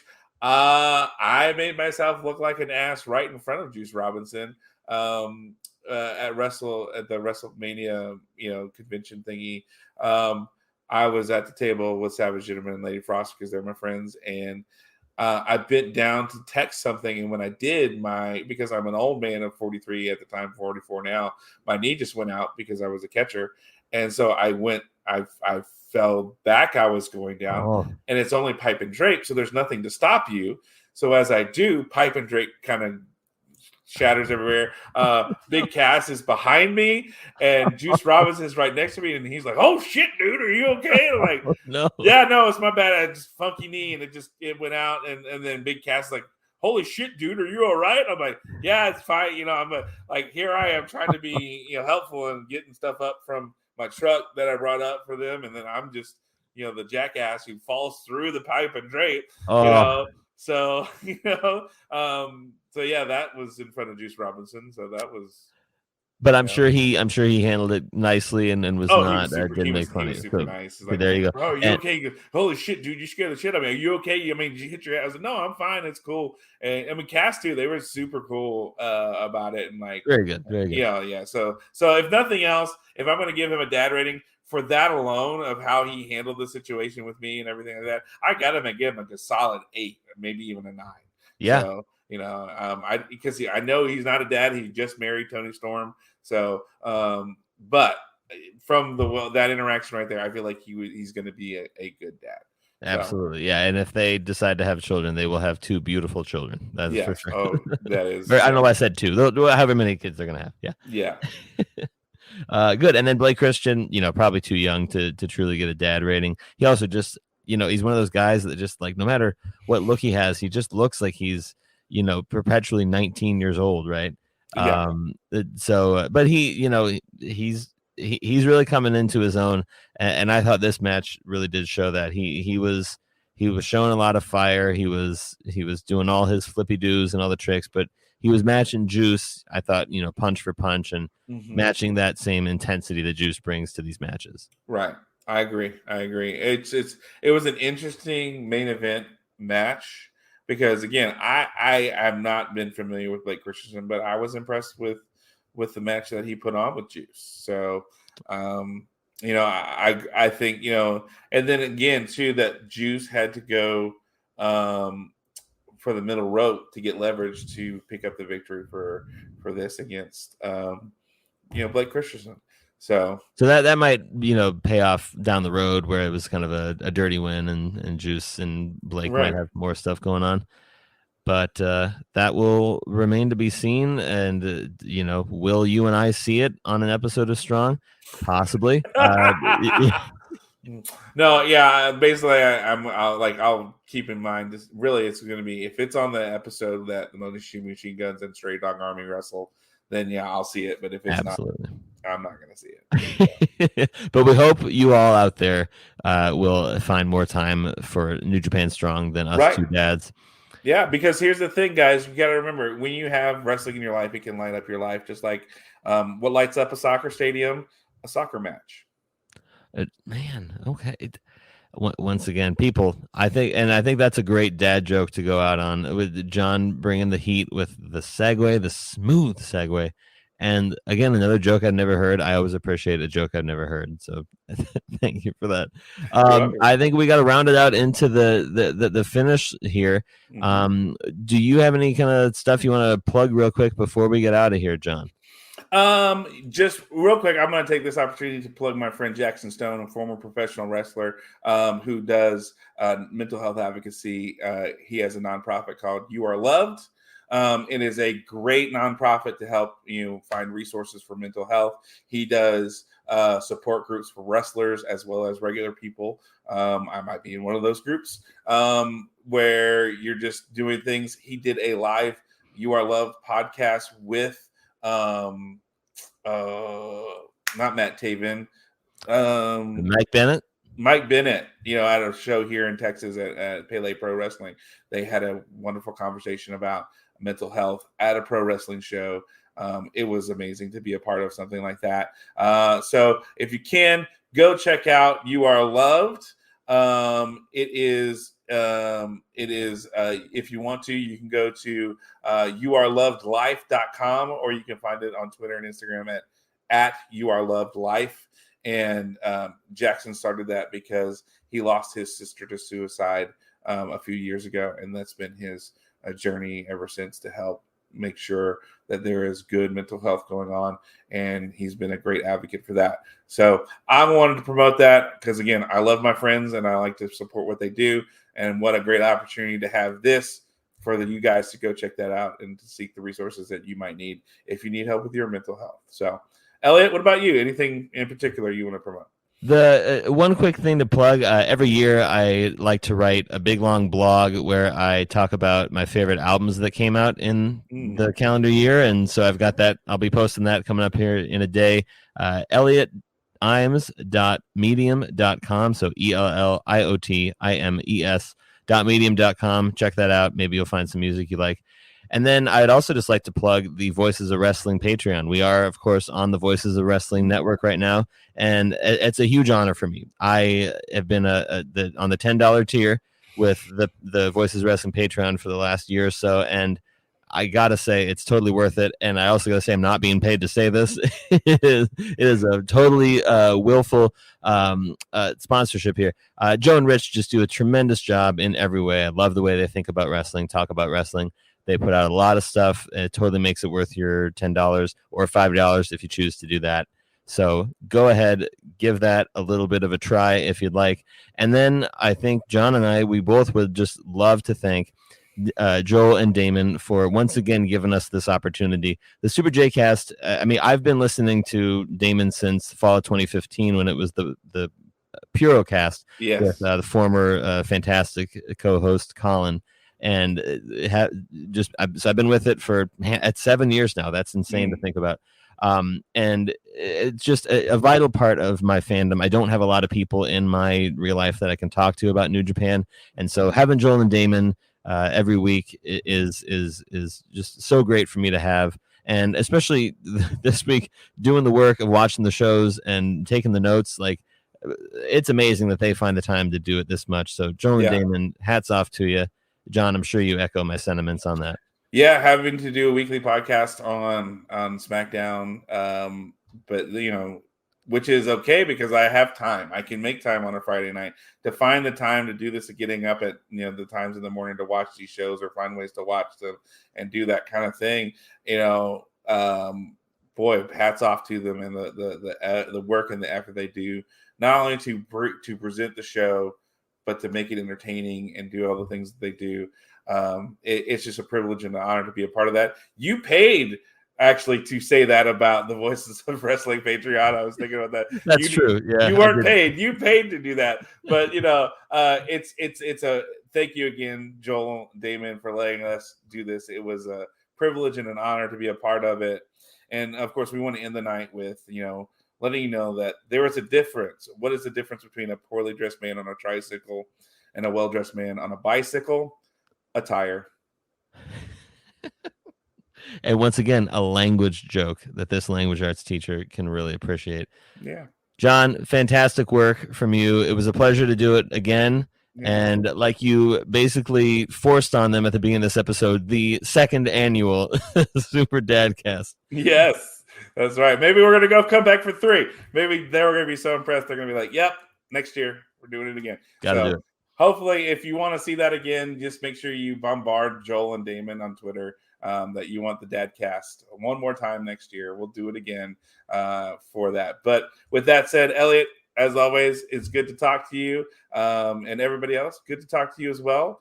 And we hope you have a great rest of whatever it is you're doing when you listen to the Super Dadcast. Now the Super Dadcast. All right. Thank you, guys. And you have a good evening. Elliot, you have a good night as well. John, you as well. Take care, everybody. Thanks.